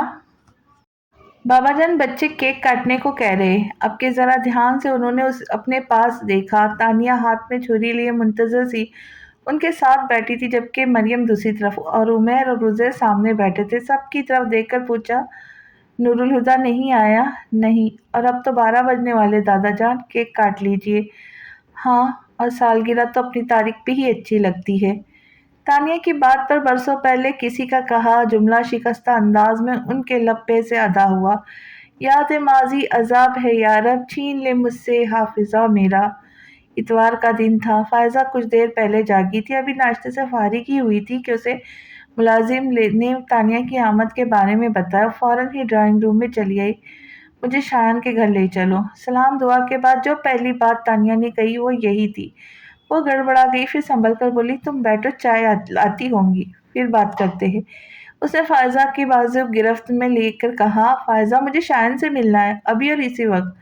فائزہ نے گہرا سانس کھینچتے ہوئے اسے اپنے ساتھ بٹھایا۔ اسے ٹینس دیکھتے ہوئے تانیہ نے پوچھا، کیا بات ہے؟ شایان کراچی میں نہیں ہے۔ توقف کے بعد پھر بولی، اس کی پوسٹنگ ہو چکی ہے اور 3 دن پہلے وہ اپنا چارج سنبھالنے سکھر جا چکا ہے۔ تانیہ کے لیے یہ اطلاع اس قدر غیر متوقع تھی کہ وہ کافی دیر کچھ بول ہی نہ سکی۔ بہت دیر کی خاموشی کے بعد اس نے بے یقینی سے کہا، وہ مجھ سے ملے بغیر چلا گیا؟ پھر اس نے شاکی نظروں سے فائزہ کو دیکھا، اور تم نے بھی مجھے انجان رکھا، مجھے ایسا کرنا پڑا۔ وہ جلدی سے صفائی دیتے بولی، جواد کی انگیجمنٹ کے دوسرے ہی دن اس کی پوسٹنگ کے آرڈر آ گئے تھے، مگر شایان نے مجھے منع کر دیا کہ تمہیں نہ بتاؤ۔ پھر جب میں نے اسے کہا تم اس سے بات کرنا چاہتی ہو تو اس نے کہا وہ تم سے بات نہیں کر سکتا۔ پتہ نہیں کیوں، مگر مجھے وہ کافی اپسیٹ لگ رہا تھا۔ فائزہ چپ ہوئی تو تانیہ نے کہا، بات نہیں کر سکتا؟ مگر کیوں؟ ایسا تو کچھ بھی نہیں ہوا کہ مجھ سے بات بھی نہ کرے۔ تم نے اس سے پوچھا نہیں وہ ایسا کیوں کر رہا ہے؟ تانیہ اب بھی حیران تھی۔ فائزہ نے اس کی طرف دیکھا ہی نہیں گیا، سر جھکا کر بولی، پوچھا تھا لیکن اس نے کچھ بتایا ہی نہیں، تو میں نے سوچا شاید تم دونوں میں انبن ہو گئی ہوں گی۔ ہمارے بیچ تو کچھ بھی نہیں ہوا۔ تانیہ نے فوراً تردد کی، امپاسبل۔ فائزہ نے ماننے سے انکار کر دیا، کچھ تو بات ہوئی ہوگی، بنا کسی بات کے وہ تعلق کیوں ختم کرے گا؟ اس نے تم سے کچھ تو کہا ہوگا۔ یقین کرو فائزہ، کوئی بات ہوئی ہی نہیں۔ وہ پریشان سی ہو کر چپ ہوئی، پھر جیسے یاد آنے پر بولی، لیکن انگیجمنٹ والے دن مجھ سے کچھ کہنا چاہتا تھا۔ کیا؟ فائزہ کو تجسس ہوا، پتہ نہیں۔ تانیہ نے جان بوجھ کے بات چھپا لی کہ اس کے خیال میں شایان اس دن اسے پرپوز کرنے والا تھا۔ وہ کہنے ہی والا تھا کہ تم اور انکل وہاں گئے۔ پھر وہ کوئی بات کیے بغیر اچانک ہی چلا گیا۔ وہ رکی، پھر تلخ سی ہنسی کے ساتھ بولی، وہ تو ہمیشہ ہی کچھ کہے بغیر چلا جاتا ہے۔ ملازمہ اسی وقت چائے کی ٹرالی کے ساتھ اندر آئی تو دونوں چپ کر گئی۔ دونوں کے جانے کے بعد فائزہ نے چائے کا کپ اٹھا کر تانیہ کے ہاتھ میں پکڑاتے ہوئے کہنا شروع کیا، پر تانیہ تم شایان کی طرف سے پہل کا انتظار کیوں کرتی رہی؟ خود سے کیوں نہ کہہ دیا؟ دونوں ہاتھوں سے کپ پکڑے وہ بے بسی سے بولی، کیسے کہہ دیتی، جبکہ میں یہ بھی نہیں جانتی کہ مجھ سے محبت کرتا بھی ہے یا نہیں۔ تم تو اس سے محبت کرتی ہو نا، یہ کافی نہیں ہے؟ تانیہ نے کچھ کہے بغیر کپ ٹیبل پہ رکھا کھڑی ہو گئی، میں اب چلوں گی۔ فائزہ نے اسے روکنا چاہا لیکن وہ ٹھہری نہیں۔ فائزہ اسے باہر تک چھوڑنے آئی۔ تانیہ کار کا دروازہ کھولنے کے لیے کی ہول میں چابی ڈال رہی تھی جب اس نے فائزہ کو کہتے سنا، ایک بات مانو گی تانیہ، اگر وہ نہیں کہتا تو تم کہہ دو، اگر نہیں کہہ سکتی تو اس کا انتظار کو ختم کر کے آگے بڑھ جاؤ۔ کب تک اس پھولے صراط پر کھڑی رہوں گی، تکلیف میں رہوں گی؟ یا تو ہٹ جاؤ یا گزر جاؤ، ٹھہرنا مت، ٹھہرنے والے کا پور زخم بن جاتا ہے۔ وہ چپکے سے کان میں بیٹھی اور چلی گئی۔ تمہارے اندیشے چاہے کتنے ہی درست ہوتے شایان، اگر آگہی کے بعد جدا ہی بخشنے کا تمہیں کوئی حق نہیں تھا۔ فائزہ نے تعصب سے سوچا، ایک ہاتھ پر فائلز اور دوسرے ہاتھ میں دوپٹہ پکڑے۔ اس کی آمد کافی افراتفری میں ہوئی تھی۔ نور الہدیٰ نے اخبار نیچے کر کے اسے دیکھا، میں سوچ رہا ہوں دیر سے آفس آنے والوں کی تنخواہ کاٹنا شروع کر دوں۔ مریم ان کی طرف دیکھ کر ہنسی، ایسا مت کرنا نور الہدیٰ، ورنہ تنخواہ کے نام پر تانیہ کے ہاتھ میں کچھ نہیں آئے گا۔ Very funny. فائز اور دوپٹہ ساتھ والی چیئر پر رکھ کر ہاتھ میں پکڑا کلپ لاپرواہی سے سلکی براؤن بالوں میں اٹکاتے ہوئے وہ برا مان کر بولی، ویسے پاپا ایک بات میں آپ کو بتا دوں، جس دن آپ نے میری تنخواہ کاٹی اگلے دن میں ریزائن کر دوں گی۔ دھمکی دے رہی ہو؟ وہ آنکھیں نکال کر بولے، آپ بھی تو دے رہے، آرام سے کہہ کر اس نے سلائس اٹھا لیا۔ اچھا آرام سے کھاؤ، اسے جلدی جلدی سلائس منہ میں ٹھوستے دیکھ مریم نے ٹوکا۔ نور الہدیٰ نے اخبار لپیٹ کر سائیڈ میں رکھ دیا۔ انہیں اخبار رکھتے دیکھ مریم نے چائے کا کپ سامنے رکھے ہوئے گلاس میں جوس نکال کر انہیں تھمایا۔ ناشتے کے بعد اخبار پڑھنا ان کا معمول تھا، پھر اخبار سے فارغ ہو کر جوس پیتے اور آفس کے لیے نکل جاتے تھے۔ اتنی دیر میں انہوں نے جوس پیا، تانیہ ناشتہ نپٹا چکی تھی۔ اس نے نیپکن سے ہاتھ صاف کر کے دوپٹہ گلے میں ڈالا۔ بابا چلے، تم بعد میں چلی جانا، ان سے پہلے مریم بول پڑی۔ پھر اس پر سے نگاہ ہٹا کر انہوں نے نور الہدیٰ کو دیکھا۔ میں تانیہ سے کچھ بات کرنا چاہتی ہوں۔ اوکے؟ انہوں نے کوئی اعتراض نہیں کیا۔ اچھا سنو، انہیں اٹھتا دیکھ کر وہ مزید بولی، آفس جانے سے پہلے بابا جان سے ملتے جانا، رات ان کی طبیعت کافی خراب تھی۔ ان کا موڈ ایک دم سے بدل گیا، رکھائی سے بولے، میں بزنس مین ہوں، ڈاکٹر نہیں۔ وہ چلے گئے تو تانیہ مریم کی طرف مڑی۔ سمجھ نہیں آتا ماما، آخر پاپا دادا جان کے ساتھ اتنا روڈ بیہیو کیوں کرتے ہیں؟ کیا آپ جانتی ہیں ان دونوں کے درمیان کیا ٹینشن ہے؟ میں کیسے جان سکتی ہوں؟ انہوں نے فوراً لا علمی کا اظہار کیا۔ میں نے ان دونوں کو ہمیشہ ایسا ہی دیکھا ہے، اب تو خیر عادت ہو چکی ہے، لیکن شادی کے ابتدائی سالوں میں بھی پریشان ہو جایا کرتی تھی۔ ایک دو دفعہ نور الہدیٰ سے پوچھا تو کہنے لگے تمہارا وہم ہے، اور شاید بتانا نہیں چاہتے تھے۔ اس خیال سے میں نے بھی کبھی زیادہ نہیں کوریدا۔ اب تم مجھے بھی اپنا وہم ہی لگتا ہے، تم خود غور کرو۔ نور الہدیٰ کا ان کے ساتھ رویہ اپنی جگہ، مگر وہ کبھی بھی بابا جان کی طرف سے غافل نہیں ہوتے۔ مجھ سے ہمیشہ یہی کہا ہے کہ بابا جان میرے بچوں کے دادا ہے، ان کی حیثیت میں کبھی فرق نہیں آنا چاہیے۔ یوں بھی دونوں کے بیچ ناراضگی کی کوئی وجہ تو نظر نہیں آتی۔ پھر اس کا گال سبکتے ہوئے کہا، ان باتوں کا اتنا سیریسلی مت لیا کرو، آپ مجھ سے کچھ بات کرنے والی تھی۔ وہ سر جھٹک کے بولی، ہاں آؤ تمہارے روم میں چل کر بات کرتے ہیں۔ تانیہ اپنی فائلز اٹھا کر ان کے ساتھ اٹھ کھڑی ہوئی۔ اپنے کمرے سے بریف کیس اٹھا کر وہ 2 سیڑھیاں اترتے ہوئے لاؤنج میں آئے تو بجائے آگے بڑھنے کے رک گئے۔ بابا جان کی خراب طبیعت کا سن کر پریشان ہو گئے تھے اور متفکر ان کے چہرے سے بھی مزہ نظر آ رہا تھا۔ کچھ پل ٹھہر کر وہ آہستہ آہستہ قدم اٹھاتے ان کے کمرے کے دروازے پہ جا کے رکے۔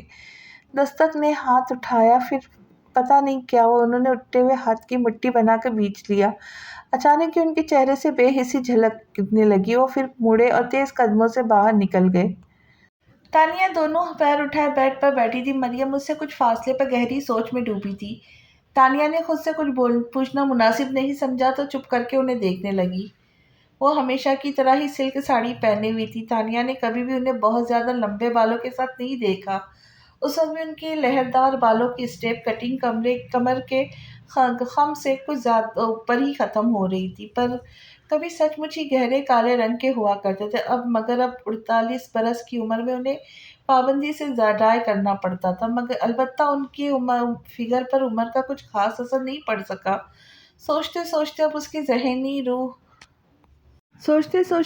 ذہنی روح نور الہدیٰ کی طرف مڑ چکی تھی۔ اس نے اپنی عمر کی کئی لڑکیوں کو ان کی پرسنالٹی کو سراہتے سنا تھا۔ کنپٹیوں سے ان کے بال سفید ہو چکے تھے، جنہیں انہوں نے کبھی کلر کرنے کی ضرورت محسوس نہیں کی۔ ان کے اٹھنے بیٹھنے، چلنے پھرنے سے اور بولنے میں خود اعتمادی جھلکتی تھی۔ وہ متاثر کن شخصیت کے مالک تھے۔ ان دونوں لوگوں کو ساتھ دیکھ کر تانیہ کے دماغ میں ایک ہی بات آتی، میٹ فار ایچ ادر۔ ابھی بھی یہی سوچ کر اس کے ہونٹوں پر مسکراہٹ آ گئی تھی، جسے فوراً ہی دباتے ہوئے اس نے مریم سے کہا، ماما مجھے بھی آفس بھی جانا ہے۔ ہاں مجھے یاد ہے، وہ بول کر پھر رکی، کچھ سوچا، پھر آخر اسے مخاطب کر لیا گیا۔ تمہیں عنصر کیسا لگتا ہے؟ اس نے متحد انداز میں جواب دیا، جیسا ہے ویسا ہی لگتا ہے، یہی تو پوچھ رہی ہوں کیسا ہے؟ وہ زور دے کر بولی، مجھے کیا معلوم؟ اس نے پہلو تہی کی، معلوم کیوں نہیں، آخر تم دونوں بچپن کے دوست ہو۔ بچپن کی دوستی تو ماما بچپن میں ہی ختم ہو گئی، جب وہ پڑھنے کے لیے ابروڈ چلا گیا تھا۔ اب وہ میرا دوست نہیں، صرف فاروقی گروپ آف انڈسٹری کا وینڈرز ہے۔ اگر وہ میرے لیے کچھ ہے بھی تو وہ بس تیمور انکل کا بیٹا، اس کے علاوہ کچھ نہیں۔ اس بار بولی تو اس کے لہجے میں کوئی گنجائش نہیں تھی۔ مریم نے سانس بھر کر کہا، انصر نے تمہیں پرپوز کیا ہے؟ خود؟ وہ حیرانی ہوئی۔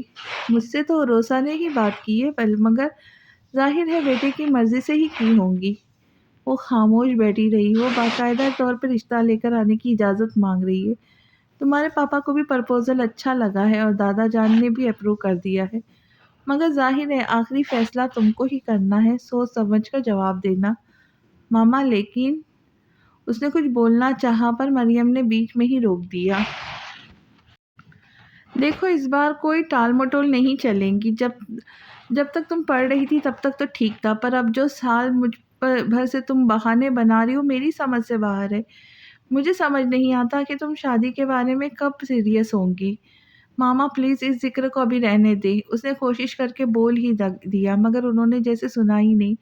تمہیں کچھ اندازہ ہے تمہاری عمر کتنی ہو چکی ہے؟ ظاہر بات ہے یہ سوال اس سے جواب مانگنے کے لیے نہیں کیا گیا تھا۔ 24 سال، وہ بولی، اور جب میں 24 سال کی تھی تو تم میری گود میں تھی۔ وہ رک کر اس کی فک ہوتی شکل دیکھ کر بولی، میں نے پہلے بھی تم سے کہا ہے اور اب بھی کہہ رہی ہوں، اگر تمہاری اپنی کوئی چوائس ہے تو کھل کر کہہ دو، مجھے یا کسی بھی دوسرے شخص کو کوئی اعتراض نہیں ہوگا۔ اس کی آنکھوں میں ایک دم ہی شایان کا چہرہ ابھر آیا۔ اس نے سختی سے پلکیں بند کی، پھر کھول کر انہیں دیکھا۔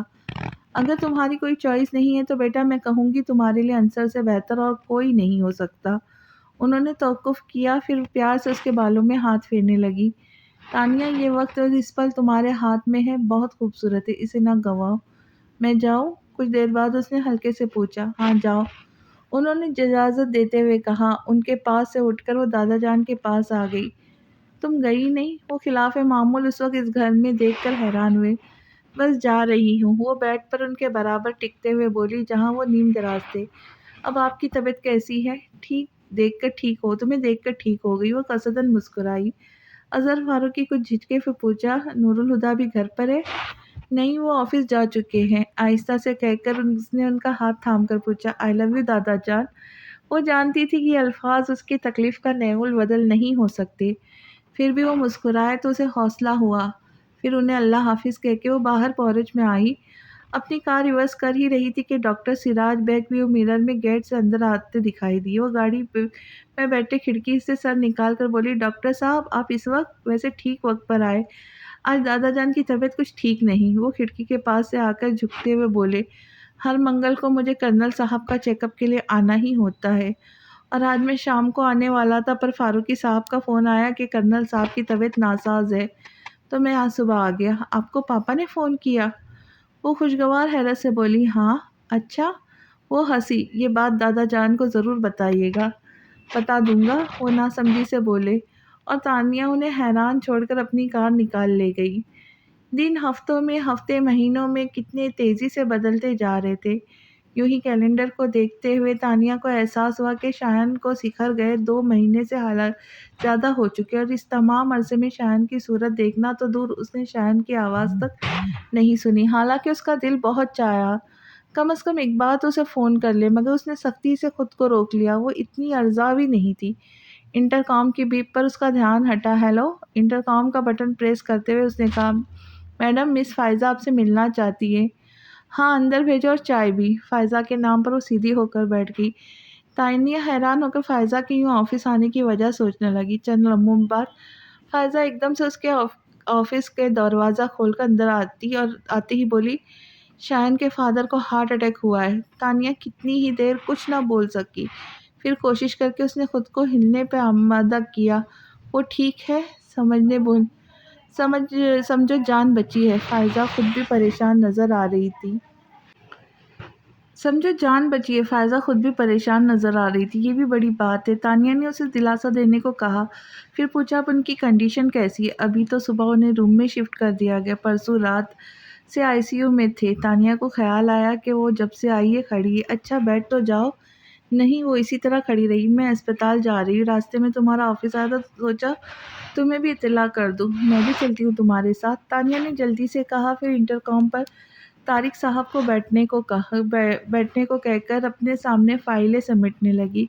یس میڈم، ذرا دیر میں قدیر عمر صاحب آفس میں تھے۔ طارق صاحب یہ فائل میں نے دیکھ لی ہے، جیسے ہی پاپا فیکٹری سے آئے سائن کروا لیجیے گا، اور یہ کوٹیشن سپریم کورٹ کا کارپوریشن کو آج ہی فیکس ہو جانی چاہیے، اور اگر پاپا میرا پوچھے تو کہہ دیجیے گا ضروری کام سے گئی ہے، 1-1.5 گھنٹے میں آ جاؤں گی۔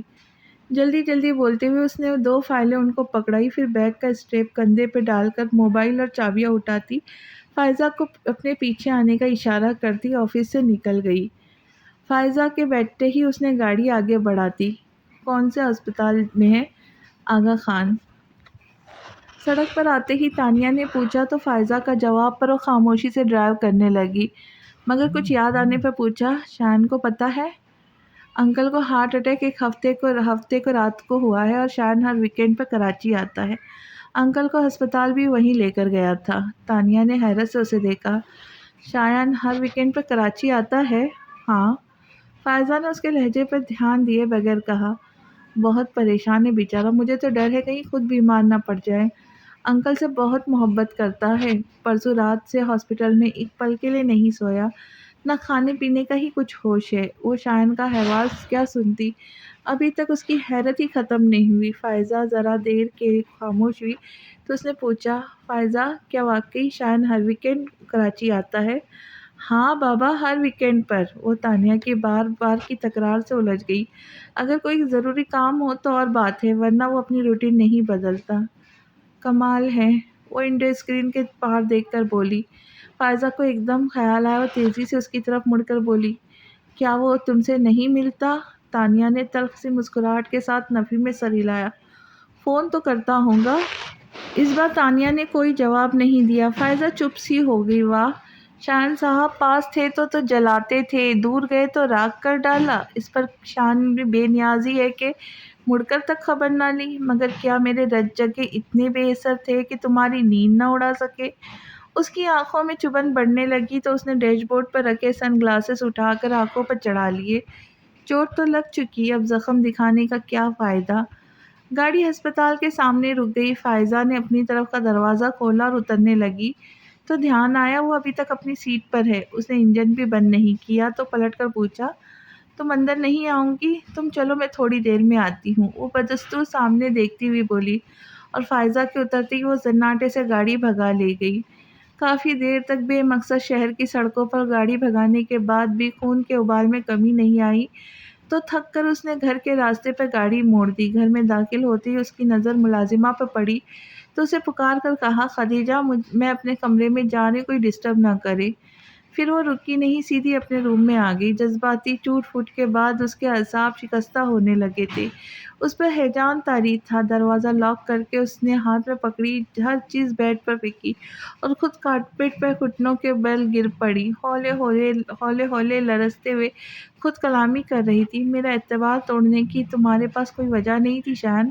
اگر وجہ ہوتی تو تم مجھ سے لڑتے، مجھے الزام دیتے، مگر تم تو بنا کچھ کہے پلٹ گئے، لفظوں کو آزار دے جاتے، مگر کب تک تمہاری خاموشی سنوں؟ پھر کچھ تو بولا ہوتا شایان، میں سمجھا لیتی خود کو، تم نے دھوکہ دیا ہے، مگر اب کیا کروں، خود کو کیسے سمجھاؤں؟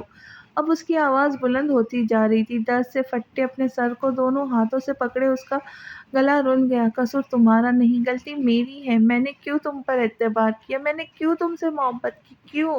میں آج بھی تم سے محبت کرتی ہوں، جب ساتھ ہی نہیں دینا تھا تو تم کیوں آئے میرے پاس؟ اگر جانا ہی تھا تو میری زندگی میں، میرے دل میں آنے کا تمہیں کیا حق تھا؟ پاس آ کر دور جانے کا، جھلک دکھا کر چھپ جانے کا کھیل بہت بار کھیلا ہوگا۔ وہ اب چلا رہی تھی، بہت سو کو تڑپایا ہوگا، بہت ہوں گی جو تمہارے لیے روتی ہوں گی، مگر میں تانیہ فاروقی ہوں، ان بہت سی لڑکیوں سے بہت الگ۔ مجھے تڑپتا دیکھنے کی تمہاری خواہش کبھی پوری نہیں ہوگی شاید، نہ میں تڑپوں گی نہ روؤں گی۔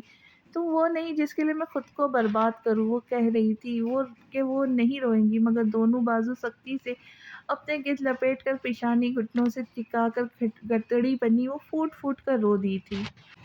سورج ڈھل چکا تھا، کمرے میں اندھیرا بھرنے لگا تھا، لیکن تانیہ نے نہ لائٹ جلائی نہ ہی پردے سمیٹے۔ وہ بے حس و حرکت اندھے منہ کارپیٹ پر سمٹ کر لیٹی تھی۔ اب وہ رو نہیں رہی تھی، اس کا چہرہ ستا ہوا تھا، بال بے ترتیب ہو رہے تھے، بکھرے بکھرے حولیے کے ساتھ اس کے سر میں درد کی تیز لہر اٹھ رہی تھی۔ کئی گھنٹوں تک رونے کی وجہ سے وہ تھک چکی تھی، اب اس میں اتنی طاقت بھی نہیں تھی کہ اٹھ کر بیٹھ کے دراز سے پین کلر ہی نکال کر لے لے۔ پھر کچھ وقت ہی صحیح مگر اس نے خود کو ہلنے پہ آمادہ کر ہی لیا۔ وہ کھسک کر ٹیبل کی طرف گئی۔ ٹیبل کے سہارے سے بیٹھنے کے بعد اس نے جگ سے پانی کا گلاس میں ڈالا اور گلاس پکڑ کے اٹھتے ہی بیڈ پر آ کر بیٹھ گئی۔ پھر دراز کھول کر پین کلر نکالی، 2 گولیاں پانی کے ساتھ لے کر گلاس سائڈ ٹیبل پہ رکھا اور بیڈ پر لیٹ گئی۔ اس کا دل چاہ رہا تھا کہ سو جائے مگر آنکھوں میں درد اتنا زیادہ تھا کہ بند کرنا بھی مشکل تھا۔ وہ چت لیٹی نیند آ جانے کا انتظار کرتی رہی۔ اگلی صبح شاور لے کے ڈریسنگ روم میں آئی تو آئینے میں اپنی ہی صورت دیکھ کے حیران رہی۔ آنکھوں کے گرد ہلکے سجے ہوئے تھے۔ نہانے سے چہرے کے پشمردگی تو کم ہو گئی مگر زردی جھلک رہی تھی۔ اس نے حالت میں سب کا سامنا کرنا مشکل لگ رہا تھا مگر اس کے سوا چارہ بھی کیا تھا۔ گیلے بالوں کو ڈرائر سے خشک کر کے وہ ڈرائنگ روم میں آ ہی گئی۔ عمیر عزیر تو کالج جا چکے تھے۔ وہ دادا جان بھی ناشتہ کے ساتھ اسٹڈی میں چلے جاتے تھے۔ مریم البتہ نور الہدیٰ کے ساتھ ہی ناشتہ کر لیتی تھی۔ جب سے تانیہ نے آفس جانا شروع کیا تھا وہ بھی ان کے ساتھ ڈائننگ ٹیبل پہ موجود ہوتی۔ نور الہدیٰ کی نظر اس پر پڑتے ہی وہ چونک گئے۔ انہوں نے مریم کی طرف دیکھا۔ ان کے تاثرات بھی نور الہدیٰ سے مختلف نہیں تھے۔ بہادر، میرے لیے چائے لے آؤ۔ سلائس پر بٹر لگاتے ہوئے خود کو نارمل پوز کرنے کے لیے ضرورت سے زیادہ اونچی آواز میں بولی تھی۔ تمہیں کیا ہوا ہے؟ مریم اس کے پوز کرنے سے زیادہ بھی مطمئن نہیں ہوئی۔ تانیہ کو بھی اندازہ تھا کہ کچھ بھی نہیں سے کام نہیں چلے گا۔ اس نے چائے کا کپ اٹھایا جسے ابھی بھی بہادر چھوڑ گیا تھا، سپ لے کر بولی، اب تو ٹھیک ہوں مگر طبیعت خراب ہو گئی تھی اس لیے آفس سے جلدی اٹھنا پڑا۔ پھر جو ٹیبلٹ لے کر سوئی ہوں تو 1 گھنٹہ پہلے ہی آنکھ کھولی۔ اس نے غیر محسوس انداز میں کل سارا دن کا کمرہ نشیں ہونے کی بھی وضاحت کر دی۔ مجھے ابھی بھی تم ٹھیک نہیں لگ رہی، تمہیں ڈاکٹر کے پاس جانا چاہیے۔ جی ماما، وہ ان کی تاکید کے جواب میں بولی۔ مریم تو قدرے مطمئن ہو کر ناشتہ کرنے لگی مگر نور الہدیٰ مستقل اسے دیکھ رہے تھے۔ حالانکہ انہوں نے کوئی سوال نہیں کیا تھا مگر ان کا اس طرح دیکھنا تانیہ کو پریشان کر رہا تھا۔ پھر بھی وہ آرام سے ناشتہ کرتی رہی۔ آخر انہوں نے تانیہ پر سے نگاہ ہٹا لی۔ میرے خیال ہے آج تم آفس مت جاؤ، گھر پر ہی رہ کر آرام کرو۔ میں بھی یہی سوچ رہی ہوں، اس نے کپ میں جھانکتے ہوئے کہا۔ نور الہدیٰ اپنی جگہ سے اٹھے اور اس کے پاس آ کر اس کا چہرہ اپنے ہاتھوں میں لے کر اپنی طرف کیا۔ تمہیں تکلیف میں دیکھ کے مجھے تکلیف ہوتی ہے مگر اس وقت تکلیف اور بھی زیادہ ہوگی جب تم اپنی تکلیف مجھ سے چھپاؤ گی۔ تانیہ کو ان کے چہرے پہ وہی کھویا ہوا سا تاثر نظر آیا جو اکثر تانیہ کو دیکھتے ہوئے ابھر آتا تھا۔ وہ جھکی اور اس کے ماتھے کو چوم لیا۔ ان کی چوڑی پشت کو دیکھتے ہوئے تانیہ حیران ہو رہی تھی۔ نہ اس نے کچھ کہا نہ پاپا نے کچھ کہا۔ انہیں پھر شک کیسے ہوا کہ وہ کچھ چھپا رہی ہے؟ پھر وہ اٹھ کر اپنے کمرے میں آ گئی۔ جب یقین ہو گیا کہ نور الہدیٰ چلے گئے تو لاؤنج میں آ کے وقت گزاری کے لیے ٹی وی آن کر کے بیٹھ گئی۔ مریم کہیں جانے کی تیاری میں لاؤنج سے ہو کر گزری۔ تانیہ نے دور سے ہی انہیں بائی کیا۔ مسکرا کر اس کی طرف دیکھتے ہوئے انہوں نے دروازہ کھولا۔ پھر کچھ سوچتی نظروں سے گلاس وال کی دوسری طرف تانیہ کو دیکھ کر انہوں نے دروازہ بند کیا اور لاؤنج میں آ گئی۔ کچھ خاص پروگرام دیکھ رہی ہو؟ نہیں۔ فوراً سیدھے ہو کر اس نے ٹی وی کی آواز کم کر دی۔ تم سے بات کرنا چاہ رہی تھی۔ وہ صوفے پر سے اس کے ساتھ بیٹھتی بولی۔ کہے؟ وہ ہماتن گوش ہوئی۔ بات تو کوئی بات نہیں ہے پر روزا کا اصرار بڑھتا جا رہا ہے۔ حالانکہ میں بہت واضح انداز میں اس سے کہہ چکی ہوں کہ تم ابھی شادی کے لیے تیار نہیں مگر وہ کہتی ہے شادی نہ صحیح منگنی تو کی جا سکتی ہے، اور سچ پوچھو تو مجھے بھی اس کی بات پسند آئی۔ فی الحال منگنی کر دیتے ہیں، پھر جب تم ذمہ داری اٹھانے کو تیار ہو جاؤ تو شادی کر دیں گے۔ اور کیا بتا، ایک بار انصر کے ساتھ رشتے میں بن کر سارے شادی کا فیصلہ تمہارے لیے زیادہ آسان ہو۔ پھر اسے چپ دیکھ کر بولی۔ چپ کیوں ہو؟ کچھ تو بولو۔ کیا بولوں ماما؟ وہ ہنسی۔ پل صراط پر ٹھہرو یا ہٹ جاؤ، کچھ حاصل نہیں ہوگا پر شاید کچھ گنوانا بھی نہ پڑے، لیکن اگر گزر جاؤ تو سب گنوا دوں گی، مگر شاید تب بھی میرے ہاتھ خالی نہیں رہیں گے، بن مانگے ہی صحیح، لیکن زندگی کچھ تو عطا کریں گی، پر نفع کس میں ہے اور نقصان کہاں؟ حساب کروں گی تو خود ہی پتہ نہ چلے گا۔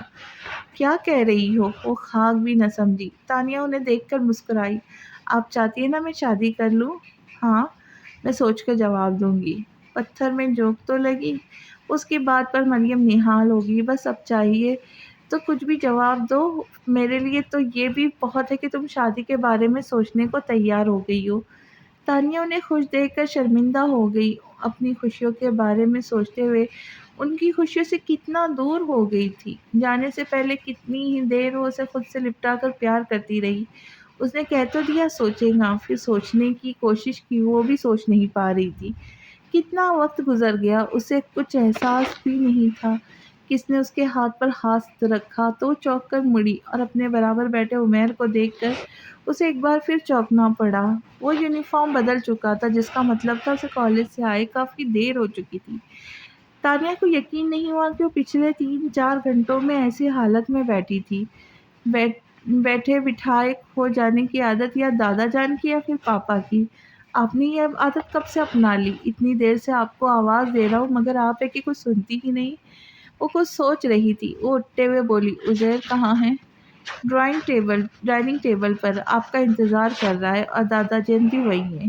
چلو پھر۔ وہ ڈائننگ روم میں آ گئی۔ اسے بھوک نہیں تھی، پر سب کا ساتھ دینے کو اس نے تھوڑے سے چاول پلیٹ میں نکال لیے۔ آپ ہی صبح بتا دیا ہوتا آج چھٹی کرنے والی ہو، میں بھی کالج نہیں جاتا۔ بہت اچھا کیا جو میں نے صبح نہیں بتا، ورنہ بیکار کالج بنک کرتے۔ وہ عزیر کو تعصب سے بولنے پہ بولی تو عمیر ہنسا۔ یوں بھی اس کے ساتھ پورا دن بتانا آسان نہیں، وہ تو میری ہمت ہے جو اسے جھیل لیتا ہوں۔ دادا جان، تانیہ اور عمیر ہنسنے لگے تو وہ منہ بنا کے شکایتی انداز میں بولا، تم دونوں کیوں ہر وقت اسے چھیڑتے رہتے ہو؟ اس کی داد رسی میں دادا جان ذرا رعب سے بولے تو عمیر جھٹ سے بولا، ہمیں چھیڑنے کی کیا ضرورت، یہ پیدائش چھڑا ہوا ہے۔ پھر تانیہ کے ساتھ مل کر ہنسنے لگا۔ بات صحیح تھی، اس لیے اظہر فاروق کی بھی مسکرائے تو عذیر بیچارہ اور روحان سا ہو گیا۔ روتے نہیں بیٹا، تم ان نامعقولوں کو چھوڑو اور کھانا کھاؤ۔ انہوں نے اسے پچکارتے ہوئے نوالا اس کے منہ میں رکھا تو سچ مچ بہل کر کھانے لگا۔ دیکھا تم تینوں میں ایک عزیر ہی ہے جو سیدھا اور معصوم ہے، اور تم دونوں ہر وقت اس کی معصومیت کا مذاق اڑاتے ہو۔ عزیر نے یوں گردن اکڑا کر دیکھا جیسے اظہر فاروقی نے اسے کوئی اعزاز بخشا ہو۔ اس کی اس حرکت پر وہ دونوں بھی ہنسنے لگے۔ وہ بھی ایک سہانی شام کا منظر تھا۔ گرم گھاس پر بھری ہوئی ٹرے تھامے وہ سہج سہج قدم اٹھاتی لان میں رکھی چیئرز کی طرف بڑھی چلی آ رہی تھی، جن پر براجمان اظہر فاروقی اور نور الہدیٰ دنیا و مافیا سے بے خبر نہ جانے کن خیاباتوں میں الجھے ہوئے تھے۔ ان دونوں نے ہی اس کی آمد کو محسوس نہیں کیا تھا، بلکہ نور الہدیٰ تو اس وقت چونکے جب ٹرے رکھنے کے لیے جھکتے اس کا کاسنی دوپٹہ شانے سے سرک کر گھٹنے پر رکھ کے اس کے ہاتھ پر آ پڑا۔ اس نے ایک ہاتھ سے دوپٹہ کندھے پہ ڈالتے ہوئے دونوں ہاتھ سے بڑا سا کپ اٹھا کر بابا جان کی طرف بڑھایا، مگر انہوں نے ہاتھ میں پکڑا اخبار ایک دم ہی اپنے سامنے پھیلا دیا۔ وہ سن سی ہو گئی۔ یہ ہو ہی نہیں سکتا تھا کہ اظہر فاروقی نے اسے اپنی طرف کپ بڑھاتے ہوئے دیکھا ہو۔ نور الہدیٰ کو بھی ان کی حرکت اچھی نہیں لگی۔ وہ خود کو بولنے سے نہیں روک پائے، بابا جان وہ آپ کو کب پکڑا رہی ہے؟ اظہر فاروقی نے ذرا سا اخبار کا کونا نیچے کرتے ہوئے سرسری سے انداز میں کہا، ٹیبل پہ رکھ دو نا بیٹا، اور پھر سے اخبار اپنے سامنے کیا۔ اس نے کپ ان کے سامنے رکھا، اسی خاموشی سے کرسی پہ بیٹھ گئی۔ اس کا چہرہ پتھر کی طرح بے جان تھا۔ ہر بار اپنے نظر انداز کیے جانے پر اس کی کیفیت اتنی ہی شدید ہو جایا کرتی تھی۔ نور الہدیٰ اس کی اس قدر حساسیت پر اکثر حیران اور کبھار تو پریشان ہو جاتے۔ اسے اس ٹرانس میں سے باہر لانے کے لیے نور الہدیٰ نے کپ اٹھا کر اس کے سامنے کیا اور اپنے عادت کے مطابق بشاشت سے بولے، کیا شام کی چائے پینا بھی چھوڑ دیا ہے؟ اس نے چونکتے ہوئے ان کی طرف دیکھا، سادگی سے مسکراتے ہوئے ان کے ہاتھ سے کپ لے کر گھونٹ گھونٹ پینے لگی۔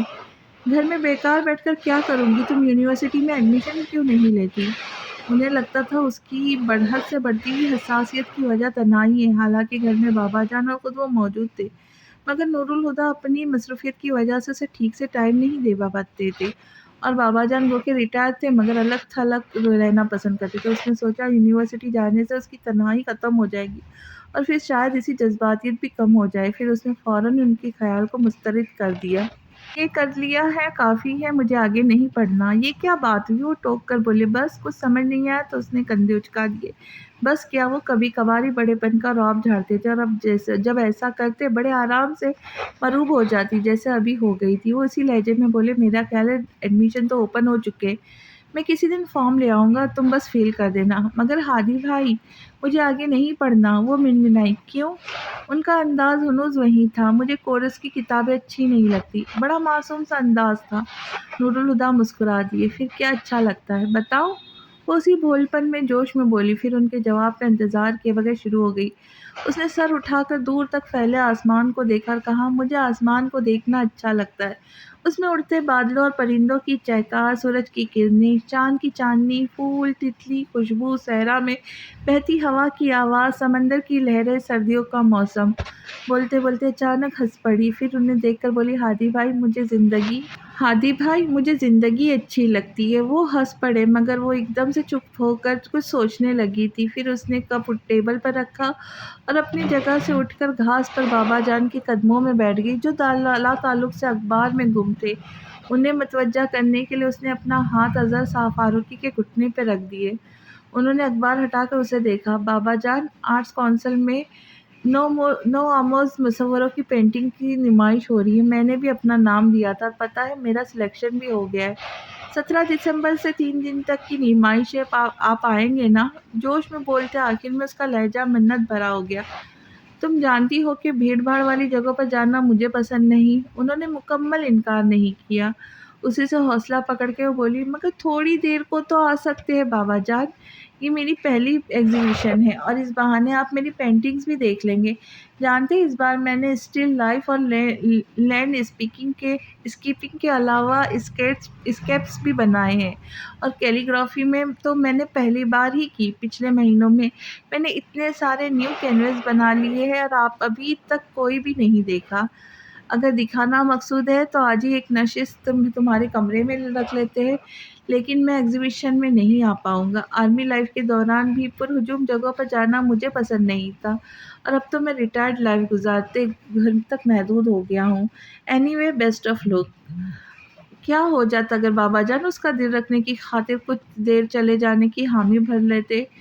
نور الہدیٰ نے تعصب سے سوچ کر اسے دیکھا۔ اس نے اپنی آنکھیں جھکا رکھی تھی، پھر بھی اس کی پلکوں پہ لرزتے آنسو نور الہدیٰ کو صاف نظر آئے تھے۔ نور الہدیٰ بے چین ہو کر اٹھے اور اس کے پاس والی چیئر پر بیٹھ کر ٹیبل پر رکھے اس کے ہاتھوں پر اپنا ہاتھ رکھ دیا، اور کچھ کہنا ہی چاہتے تھے۔ اس نے آہستگی سے اپنا ہاتھ ان کے ہاتھ کے نیچے نکالا اور اٹھ کر یوں ہی رخ پھیرے اندر کی طرف بڑھ گئے۔ جوتوں سمیت بیڈ پر چت لیٹے نور الہدیٰ کو اپنی کنپٹیوں پر نمی کا احساس ہوا۔ وہ اٹھ بیٹھے، اپنے چہرے پر سے آنسو کو صاف کر کے ہاتھ اپنی جگہ آنکھوں کے سامنے کیا، پوروں پہ ٹھہری نمی دیکھنے لگے۔ جو آج تم یہاں ہوتی تو دیکھتی، جو آنسو تمہاری آنکھوں سے نہ بہہ سکے وہ 27 سالوں سے میرا چہرہ بھگو رہی ہے۔ بے سبب تو نہیں تیری یادیں، تیرے یادوں سے کیا نہیں سیکھا، ضبط کا حوصلہ بڑھا لینا، آنسوؤں کو کہیں چھپا لینا، کانپتی ڈوبتی صداؤں کو چپ کی چادر میں سے ڈھانپ کر رکھنا، بے سبب بھی کبھی ہنسنا، جب ہو بات کوئی تلخی کی، موضوع گفتگو بدل دینا۔ بے سبب تو نہیں تیری یادیں، تیری یادوں سے کیا نہیں سیکھا۔ وہ تھکے تھکے سے اٹھے اور کھڑکی کا پردہ ہٹا کر باہر جھانکا۔ پورچ کی تیز روشنی میں تانیہ بار بار ہارن بجا رہی تھی۔ پھر اظہر فاروقی چند لمحوں بعد اپنے پودوں کے ساتھ نظر آئے۔ سنبھلنے کے لیے ہمیشہ ٹھوکر کی ضرورت کیوں ہوتی ہے؟ فرنٹ ڈور کھول کر بیٹھے اظہر فاروقی کو دیکھ کر انہوں نے سوچا تھا۔ ہاتھ میں بکے پکڑے تانیہ نے اسپتال کے انفارمیشن کاؤنٹر پر شایان کے فادر کا نام بتا کر ان کا روم نمبر پوچھا۔ Room number 5۔ دبلی پتلی لڑکی نے کمپیوٹر سے چیک کر کے اسے بتایا۔ تھینکس کہہ کر تانیہ لفٹ کی طرف آئی۔ لفٹ سے نکلتے ہی تانیہ کو سامنے سے فائزہ آتی دکھائی دی۔ پاس آنے پر بولی، کہاں جا رہی ہو؟ گھر، فائزہ نے جواب دے کر پوچھا۔ مگر پرسوں کیا ہوا تھا؟ تھوڑی دیر کا کہہ کر تم غائب ہو گئی، ایک ضروری کام یاد آ گیا، اس نے کہا۔ فائزہ گھر جانے کا ارادہ ترک کر کے اس کے ساتھ چلتے ہوئے روم میں آ گئی۔ پہلا قدم کمرے میں رکھتے ہی تانیہ نے شایان کی موجودگی کو محسوس کر لیا تھا، مگر جان بوجھ کر نظر انداز کر کے وہ بیڈ پر لیٹے شخص کی طرف آ گئی۔ بیڈ کے ساتھ ہی رکھی میز پر بکے رکھ کر اس نے ہلکی سی آواز میں پوچھا، ان کی طبیعت اب کیسی ہے؟ کافی بہتر ہے۔ اپنے پیچھے سے شایان کی بھاری آواز سن کر وہ سنبھل کر پلٹی، کوشش کر کے حیران ہوتے ہوئے بولی، تم؟ پھر کسردن مسکرائی، سوری میں نے تمہیں دیکھا نہیں۔ تبھی اس کی نظر صوفے پر پڑی سبز آنکھوں والی عورت پر پڑی۔ اس نے فوراً انہیں سلام کیا اور فائزہ کی طرف دیکھنے لگی کہ ان کا تعارف کروائے۔ خود سے وہ سمجھ نہیں سکی کہ یہ شایان کی مدر ہے یا کوئی رشتہ دار۔ ایسے ہی سوال تانیہ کے لیے ان کی آنکھوں میں تھا۔ فائزہ نے دانستان سوالوں سے آنکھیں چراتے ہوئے کہا، میرا خیال ہے باہر چل کر بات کرتے، یا ہماری آواز سے انکل کی نیند خراب ہوں گی۔ وہ دروازہ کھول کر باہر چلی گئی تو تانیہ اور شایان بھی آگے پیچھے باہر آ گئے۔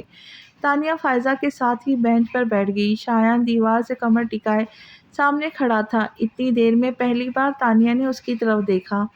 بلو جینز اور وائٹ شرٹ پہنے، اس کا حلیہ رف سا تھا، کالے بال بے ترتیبی سے ماتھے پہ پڑے تھے، شیو بڑھی ہوئی تھی، آنکھوں کے نیچے ہلکے نظر آ رہے تھے۔ اپنے فادر کے لیے بہت پریشان ہے۔ تانیہ نے دل میں اس کے لیے ہمدردی محسوس کی۔ بہت اپسیٹ ہو؟ آخر اس نے بات شروع کی۔ ابو میری زندگی کا لازمی حصہ ہے، میں سب کچھ برداشت کر سکتا ہوں مگر ان کی تکلیف نہیں۔ انشاءاللہ وہ جلدی ٹھیک ہو جائیں گے، تانیہ نے دل سے کہا۔ آج کل کیا کر رہی ہو؟ وہ بات بدلنے کو بولا۔ کچھ خاص نہیں۔ تو کرو نا، اور کتنا انتظار کرواؤں گی؟ کیا مطلب؟ میں سمجھی نہیں۔ شادی کی بات کر رہا ہوں۔ ویسے تم دونوں نے بہت مایوس کیا، کریئر کے پیچھے ہی پڑ گئی ہو، ورنہ میرا خیال تھا MBA کی ڈگریاں ملتے ہی تم دونوں ڈولی میں بیٹھ جاؤں گی۔ جان بوجھ کر اس نے یہ ٹاپک شروع کیا۔ اس خیال سے تانیہ کو اس پر غصہ آنے لگا۔ فائزہ بھی کچھ چڑ گئی۔ تم اپنا خیال چھوڑ دو، انکل کا خیال کرو۔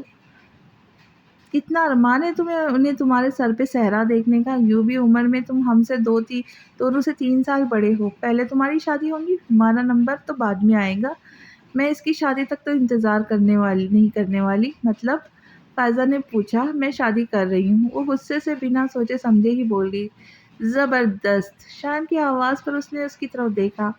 اگر کوئی امید تانیہ کے دل میں تھی بھی تو اس وقت ختم ہو گئی۔ شایان کے چہرے پہ خوشی چھپائے نہیں چھپ رہی تھی۔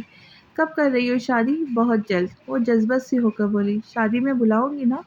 آف کورس، اور بھلا میری شادی تمہارے بنا ہو سکتی ہے؟ وہ دل جلانے والی مسکراہٹ کے ساتھ بولی تو شایان بس اسے دیکھ کر رہ گیا۔ پھر وہ فوراً اٹھ گئی۔ اچھا فائزہ، اب میں چلتی ہوں۔ ٹھیک ہے، میں شام کو فون کروں گی۔ بائے، وہ کہہ کر شایان کی طرف دیکھے بغیر تیزی سے چلتی لفٹ کا انتظار کرنے کی بجائے سیڑھیوں سے نیچے اتر گئی۔ شایان کوریڈور کے بیچ کھڑا اسے لمحہ خود سے دور جاتا دیکھ رہا تھا۔ فائزہ اٹھ کر اس کے پاس آ کر بولی، کبھی کبھی مجھے لگتا ہے شایان، تم نے کبھی تانیہ سے محبت کی ہی نہیں۔ اس کی آواز میں تپش محسوس کر کے شایان نے اسے دیکھا اور دھیمی آواز میں بولا، محبت کرتا ہوں اسی لیے تو۔ پھر ہونٹ کاٹ کر بیچ میں ہی چپ ہو گیا۔ تب تو مجھے تم پر غصہ نہیں، ترس آنا چاہیے۔ محبت سے ڈر جانے والے کمزور شخص پر ترس ہی آ سکتا ہے۔ بول کر وہ رکی نہیں، ایک جھٹکے سے آگے بڑھ گئی۔ شایان شکستہ سا اس انداز میں وہیں بیٹھ گیا۔ انٹرنس سے اندر پیر رکھتے ہی تانیہ نے ڈرائنگ روم سے آتی آوازوں کو سنا۔ وہ وہیں رک گئی۔ اندر مریم کے مہمان آئے بیٹھے تھے۔ اندر سے آتی آوازوں سے اس نے اندازہ لگایا کہ عروسہ بھی ڈرائنگ روم میں موجود تھی، مگر اس وقت کسی میل ملاپ کے موڈ میں نہیں تھی۔ لیکن مشکل یہ تھی کہ ڈرائنگ روم کا دروازہ کھلا تھا، لاؤنج کی سیڑھیاں ٹھیک ڈرائنگ روم کے سامنے تھیں، اور یہی سیڑھی اس زینے تک جاتی تھی جس پر تانیہ کا کمرہ تھا۔ اور یہی سیڑھیاں اس زینے تک جاتی تھی جس پہ تانیہ کا کمرہ تھا۔ اگر اب وہ کمرے میں جانے کے لیے سیڑھیوں تک آتی تو کھلے دروازے سے اسے دیکھا جا سکتا تھا۔ تانیہ نے کچھ سوچ کر دروازہ بند کیا، باہر آ گئی، لان کا چکر کاٹ کر قصر فاروقی کے پچھلے حصے کی طرف نکل آئی۔ اب اس کے سامنے سیاہ ابنوس کا بے حد لمبا اور کافی چوڑا منقفض دروازہ تھا، مگر اس دروازے کے دونوں پٹوں کو پکڑ کر ڈھکیلتے ہوئے تانیہ کو کچھ زیادہ طاقت نہیں لگی۔ دروازہ کھلتے ہی تانیہ پر جیسے طلسم ہو شربا کا کوئی باب کھلا تھا۔ کم از کم تانیہ کے یہ جگہ کسی جادو نگری کی طرح لگی۔ قصر فاروقی کا یہ پورشن باقی گھر سے الگ تھلگ تھا اور تقریباً نا استعمال ہونے والا تھا۔ تانیہ نے ایک قدم اٹھا وسیع ہال میں داخل ہوئی۔ ہال کے دونوں جانب آمنے سامنے 2 دروازے تھے۔ بائیں طرف کا دروازہ ڈائننگ روم میں کھلتا تھا، جس کے ایک جانب کچن موجود تھا۔ ڈائننگ روم میں دوسری طرف ایک اور دروازہ تھا جو راہداری سے جڑا تھا، جس کے آگے لاؤنج تھا۔ دوسرا دائیں جانب کا دروازہ ایک لمبے کوریڈور میں پہنچتا، جس کے آگے سٹنگ روم اور اس سے آگے لاؤنج تھا۔ لاؤنج میں بائیں جانب اظہر فاروقی کا کمرہ، اس کے ساتھ ہی لائبریری سے ملحق اسٹڈی تھی، جبکہ دائیں جانب رہائشی کمرے تھے، اور دائیں جانب سے ہی سیڑھیوں سے اوپر کے کوریڈور تک جاتی تھی جہاں دونوں جانب کمروں کی قطاریں تھیں۔ یعنی اگر کوئی اس ہال کے ایک دروازے سے نکلتا تو پورے قصر فاروقی کا چکر کاٹ کر واپس یہیں آ پہنچتا۔ اس پورشن کی یہی انوکھی خصوصیت تھی کہ وہ بیک وقت گھر کے ہر حصے سے جڑا بھی تھا، پورے گھر سے الگ بھی تھا۔ ہال کے داخلی دروازے کے سامنے دبی قالین کا بڑا سا ٹکڑا تھا، جس کے ساتھ رکھا لکڑی کا آرام دہ فرنیچر اسے نشست گاہ کا روپ دے رہا تھا۔ دائیں طرف کی دیوار پہ بڑا سا آئینہ تھا جس پر آرٹ ورک کیا گیا تھا۔ آئینے کے نیچے ایک چھوٹی میز کے ساتھ دو کرسیاں تھیں، جبکہ ہال کے باقی دیواروں پر بھی کئی طرح کی پینٹنگز آویزاں تھیں۔ ہر چھت سے بڑا جھومر لٹک رہا تھا۔ ناک کی سیدھ میں تھوڑا آگے جا کر سیڑھیاں تھیں، جن کے بائیں جانب ایک اونچا لکڑی کا اسٹول تھا، جس پر گھومنے والے ڈاسکر کے ساتھ پرانی طرز کا فون رکھا تھا مگر اس فون کا کنیکشن نکال دیا گیا تھا۔ سیڑھیوں کے اوپر زینے کے سامنے ایک دروازہ تھا، جس کے دونوں پٹوں سے لٹکتی زنجیروں میں تالا لگا تھا۔ تانیہ نے ہمیشہ یہی سنا تھا کہ وہ کمرہ اسٹور روم ہے۔ یہ جگہ اتنی کشادہ تھی اور دونوں دروازوں سے سیڑھیوں کا فاصلہ اتنا زیادہ تھا کہ زینے والے کمرے کی بالکنی عمارت کے سامنے کی طرف سے دائیں جانب کھلتی تھی۔ ویسے تانیہ کے لیے اسٹور روم میں بالکنی کی موجودگی کافی حیران کن تھی، جبکہ بالکنی میں بڑا سا لکڑی کا جھولا تھا اور چھت سے ونڈ چائمز لٹک رہے تھے، جن کا مدھر سنگیت چاندنی رات میں مبہوت کر دیا کرتا تھا۔ اور اضافی حیرت کی بات تو یہ تھی کہ بالکنی میں رکھے گملوں میں لگے پودے اور مارننگ گلوری کی خوبصورت بیل ہری بھری تھی، لیکن تانیہ نے کبھی کسی کو انہیں پانی دیتے نہیں دیکھا تھا۔ گھر کے کسی فرد سے تو پوچھنا ہی بیکار تھا، مگر نوکروں سے بھی ایک آدھ بار اس نے جاننا چاہا تو انہوں نے صاف انکار کر دیا کہ وہ کبھی اس کمرے میں نہیں گئے۔ اس ہال کے تمام دروازے، سیڑھیوں اور زینوں کی رننگ حد تو یہ ہے کہ تمام فرنیچر بھی منقش آبنوسی لکڑی کا تھا۔ یوں تو سارا قصر فاروقی ہی سفید سنگ مرمر سے بنا تھا، مگر سیاہ اور سفید کا یہ پرکشش امتزاج گھر کے اور کسی حصے میں نظر نہیں آتا تھا۔ ایسا لگتا تھا کہ وقت کے ساتھ ساتھ باقی گھر کی رینوویشن تو ہوتی رہی، مگر اس حصے کو جان بوجھ کر ہاتھ نہیں لگایا گیا۔ یہاں وقت کو قید کر دیا گیا تھا۔ ہال کے دروازے سے اندر داخل ہو کر بائیں طرف کے دروازے سے گزر کر ڈائننگ روم میں آتے تانیہ کو محض چند سیکنڈ ہی لگے تھے، مگر اسے یوں لگا جیسے ایک عہد سے گزر آئی ہو۔ لاؤنج میں قدم رکھنے سے پہلے اس نے ڈائننگ روم سے آتی آواز پر دھیان دیا۔ وہ سب بدستور گپ شپ میں مصروف تھے۔ تانیہ اطمینان سے اظہر فاروقی کے کمرے تک آئی اور دستک دینے والی تھی کہ کسی نے کہا، "کرنل صاحب اپنے کمرے میں نہیں ہیں۔" تانیہ نے مڑ کر بہادر کو دیکھا، جو ڈرائنگ روم میں چائے لے کر جانتا اسے دیکھ کر رک گیا تھا۔ "کہاں گئے ہیں؟" اس نے پوچھا۔ "زمینوں پہ گئے، کل شام تک آ جائیں گے۔" "آپ کو کچھ کام تھا تانیہ بی بی؟" "نہیں، تم جاؤ۔" تانیہ نے اسے جانے کو کہا، پھر خود ہی اسے آواز دے کر روک لیا۔ "بہادر۔" "جی تانیہ بی بی۔" وہ روبوٹ کی طرح واپس مڑا۔ "جب مہمان چلے جائیں تو مجھے بتا دینا، میں دادا جان کے کمرے میں ہوں۔" "ٹھیک ہے جی۔" وہ کہہ کر چلا گیا تو تانیہ دروازہ کھول کر کمرے میں آ گئی۔ کچھ دیر تک تو وہ یوں ہی کھڑی رہی، جیسے سوچ رہی ہو اب کیا کرے۔ پھر اس نے ہینڈ بیگ بیڈ پر ڈالا اور خود بھی جوتے اتار کر آرام سے لیٹ گئی، اور جس زاویے سے لیٹی تھی، آتش دان کے اوپر لگی تصویر اس کی آنکھوں کے سامنے تھی۔ کرنے کو تو اور کچھ نہیں تھا، وہ یوں ہی اس تصویر کو دیکھنے لگی۔ یہ تصویر کسی 19-20 سال کی نوجوان لڑکی کے چہرے کا کلوز اپ تھی۔ کشادہ پیشانی، پرتیکھے ایبرو کمان کی طرح کاٹدار تھے، بڑی بڑی سنہری مائل گلافی آنکھیں جن پر خمدار پلکوں کی گھنی جھالر تھی، ستواں ناک، گال سرخی مائل بھرے ہوئے تھے، ہونٹ گداز اور تھوڑی قدرے باریک تھی، چہرے کی رنگت کندنی تھی، جس کے اطراف میں شہد جیسے رنگت والے سلکی لمبے بال بکھرے ہوئے تھے، کانوں میں موتیوں کے آویزے لٹک رہے تھے، اور کندھے پہ پڑا سفید دوپٹہ بھی نظر آ رہا تھا۔ وہ جو بھی تھی بلا شبہ حسین تھی، مگر حسن بھی تو دو طرح کا ہوتا ہے۔ کچھ چہرے ایسے ہوتے ہیں جن کو دیکھتے ہی آنکھیں چندیا جاتی ہیں، کیونکہ کچھ نظر ہی نہیں آتا۔ وہ جب آنکھوں سے اوجھل ہو جاتے ہیں تو ذہن یوں ہڑبڑا کر جاگتا ہے جیسے نیند سے جاگا ہو، پھر جتنی بار انہیں دیکھا جائے اپنی کشش کھوتے جاتے ہیں۔ البتہ کچھ چہرے ایسے بھی ہوتے ہیں جو آنکھوں کو چندیاتے نہیں، باندھ لیتے ہیں، یوں کہ پھر کسی اور کی طرف دیکھنے کو دل نہیں چاہتا، پھر چاہے وہ آنکھوں سے اوجھل ہو جائے ان کا اثر باقی رہتا ہے۔ وہ جتنی بار وہ سامنے آئے لگتا ہے پہلی بار دیکھ رہے۔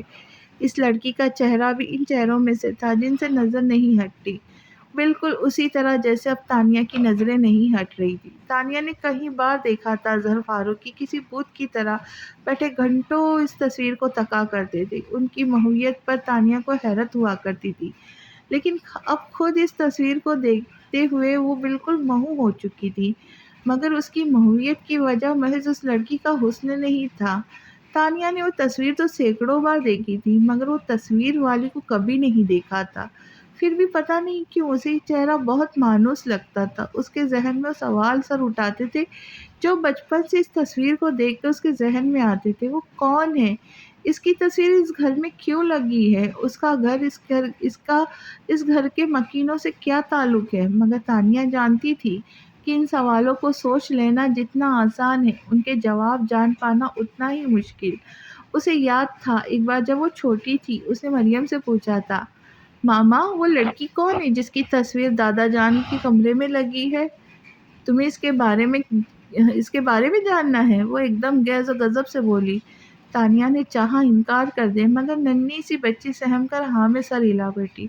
پھر کیا تھا؟ مریم نے جھپٹ کر اس کا بازو اپنی آہنی گرفت میں لے لیا، اس کے گالوں پر تھپڑوں کی بارش کر دی۔ نور الہدیٰ نے مریم کو اس حرکت پر ڈانٹا اور کونے میں کھڑی دہشت سی کانپتی تانیہ کے پاس آئے۔ وہ اس قدر خوفزدہ ہو چکی تھی کہ رو بھی نہیں پا رہی تھی۔ رونے کی کوشش میں اس کے حلق سے لا یعنی آواز ہی نکل نہیں رہی تھی۔ 5-6 سال کی بچی کو گود میں اٹھائے وہ صوفے پہ آئے بیٹھے۔ کتنی ہی دیر تک نور الہدیٰ اسے اپنے سینے سے لگائے تھپکتے رہے۔ وہ کبھی اس کے بالوں میں انگلیاں چلاتے، کبھی اس کے مسلے گئے گالوں پہ پیار کرتے۔ بہت دیر بعد کہیں جا کے وہ نارمل ہوئی تھی، مگر اس کے ذہن میں خوف بیٹھ چکا تھا۔ پھر کچھ دن بعد اظہر فاروقی نے اسے بہت نرمی سے سمجھایا کہ وہ کبھی تصویر والی لڑکی کے بارے میں کوئی بات نہیں کریں گی۔ اس کا خوف کچھ اور گہرا ہو گیا۔ پھر اس نے خوف کے بارے میں کبھی اس لڑکی کا ذکر نہیں کیا۔ وقت کے ساتھ ساتھ تانیہ کا خوف تو ختم ہو گیا، مگر وہ یہ بھی سمجھ گئی کہ وہ لڑکی چاہے جو بھی ہو، اس کا ذکر شجر ممنوع ہے۔ پھر ایسے سوال کرنے کا کیا فائدہ جن کا جواب نہ ملے؟ یہ سوچ کر اس نے کبھی اس لڑکی کے بارے میں اپنے ذہن میں تجسس پیدا ہی نہیں ہونے دیا۔ بھلا اگر دادا جان کے کمرے میں کسی لڑکی کی تصویر لگی ہے تو لگی رہے، کیا فرق پڑتا ہے؟ ایک دم سے تانیہ کو احساس ہوا جیسے وہ اس لڑکی کے بارے میں سوچ کر اپنا وقت ضائع کر رہی ہے۔ وہ بیزاری سے رخ بدل کر اٹھی۔ کوئی فائدہ نہیں، کوئی بھی کبھی نہیں بتائے گا یہ کون ہے۔ اس نے خوف سے اپنا سر جھٹکا اور بیڈ سے اٹھنے ہی والی تھی کہ ٹھٹک کر رہ گئی۔ اس کی نظر دادا جان کی اسٹڈی ٹیبل پر رکھی ریڈ ڈائری پر اتفاقاً ہی پڑ گئی تھی۔ لوگ ڈائری لکھتے ہیں، مگر اس نے دادا جان کو ہمیشہ ڈائری پڑھتے دیکھا تھا۔ دیکھو تو اس ڈائری میں کیا لکھا ہے؟ اس کے اندر تجسس جاگا۔ ٹیبل سے ڈائری اٹھا کر وہ دوبارہ بیڈ پر بیٹھی، تکیہ رکھ کر نیم دراز ہوئی ڈائری کا پہلا صفحہ کھول کر پڑھنے لگی۔ میاں جی نواب شاہ کے متمول اور بااثر زمیندار تھے۔ بلند بالا حویلی سمیت کئی ایکڑ پر پھیلی زرعی اراضی پشتوں سے ان کی خاندانی جاگیر کے طور پر ورثے میں ان کے حصے میں آئی تھی۔ بیگم حیات نہیں تھی، البتہ مرحومہ نے 2 اولادیں چھوڑی تھی اور دونوں ہی بیٹے تھے، بڑے مظہر فاروقی اور چھوٹے اظہر فاروقی۔ مظہر فاروقی میاں جی کی طرح پکے زمیندار تھے۔ واجبی سی تعلیم کے بعد وہ زمینداری کے کاموں میں جٹ گئے۔ اظہر فاروقی کا مزاج زمینداری نہ تھا، مگر انہیں اپنے آبائی پیشے سے کوئی خاص شغف نہیں تھا۔ اس کے بجائے انہیں تعلیم حاصل کرنے میں دلچسپی تھی۔ میاں جی کو بیٹے کا شوق پسند تھا، ساتھ ہی وسائل کو بھی کوئی کمی نہیں تھی۔ انہوں نے اظہر فاروقی کو حصول تعلیم کے لیے بخوشی کراچی بھیج دیا، جو اس وقت کا ابھرتا ہوا چھوٹا سا شہر تھا۔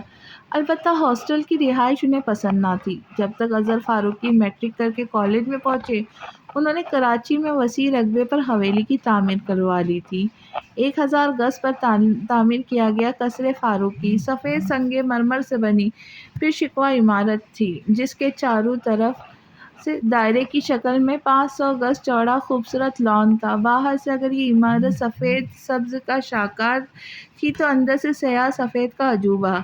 قصر فاروقی کی تزئین و آرائش میں لکڑی کا بکثرت استعمال ہوا تھا وہ بھی صرف آبنوس کی لکڑی۔ اظہر فاروقی نے قصر فاروقی میں رہتے ہوئے بھی گریجویشن کا ایگزام دیا اور اس کے بعد آرمی میں جانے کی خواہش ظاہر کی۔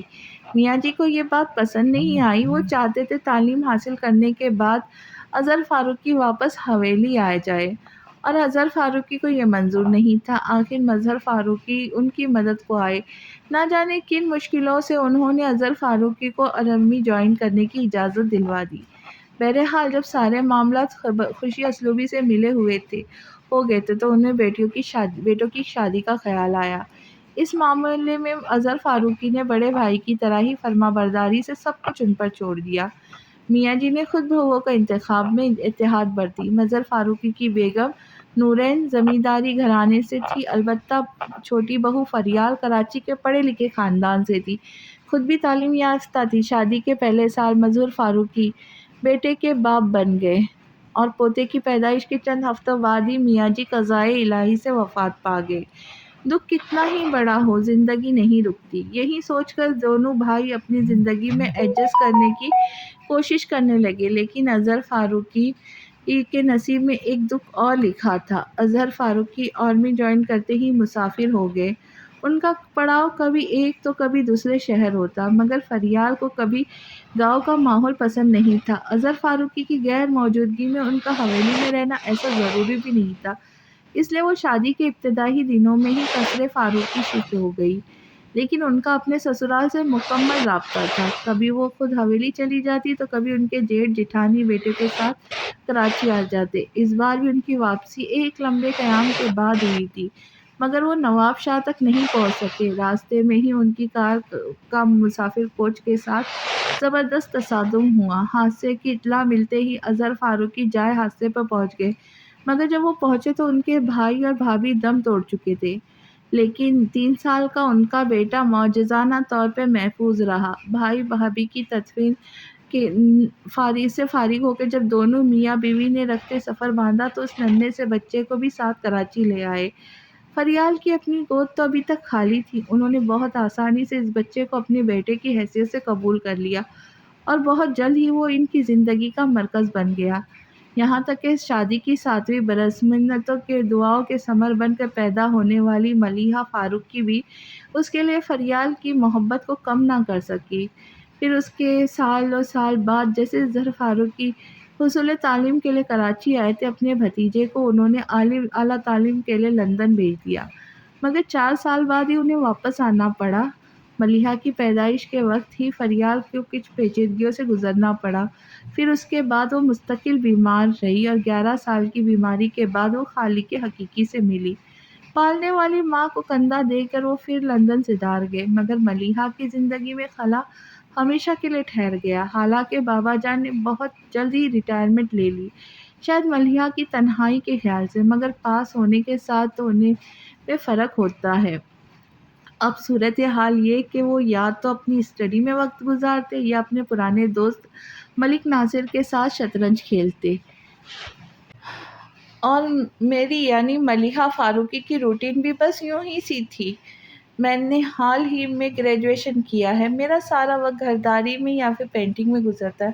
ہاں، روز ہی کچھ وقت نکال کے میں لائبریری چلی جاتی ہوں۔ ویسے تو بابا جان کی لائبریری میں میرے لیے بہت سی کتابیں ہیں، مگر لائبریری جانے کی وجہ صرف اتنی ہے کہ میں اس تنہائی سے کچھ دیر کو پیچھا چھڑا سکوں، جو امی جان کے انتقال کے 9 سال بعد بھی مجھے بوکھلا دیتی ہے۔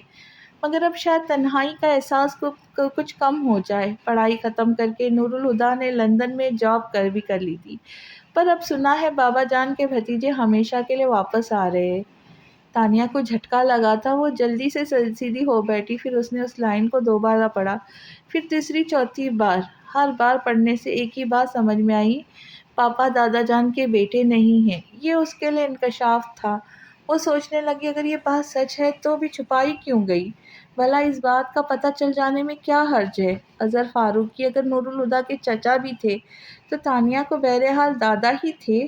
پھر اس نے سوچا جب تک سب کچھ جان نہیں لیتی اس بات کو خود تک محدود رکھیں گی۔ اسی وقت دستک کی آواز پر تانیہ اچھل پڑی۔ اس نے جلدی سے ڈائری اپنے پیچھے چھپا لی۔ کیوں چھپائے گئے یہ سارے راز؟ اور کیا شان کا ان کی فیملی سے کوئی فاروق کی فیملی سے کوئی گہرا رشتہ ہے، یہ سب جاننے کے لیے ملتے ہیں اگلی قسط میں۔ تب تک کے لیے خوش رہے، خوشیاں بانٹے اور دعاؤں میں یاد رکھے۔ جاتے جاتے ایک بار پھر گزارش، چینل کو لائک، ویڈیو کو لائک کرے، ویڈیو کو ہائپ کرے اور چینل کو سبسکرائب کرے۔ تو ملتے ہیں نئی قسط کے ساتھ، تب تک کے لیے اللہ حافظ۔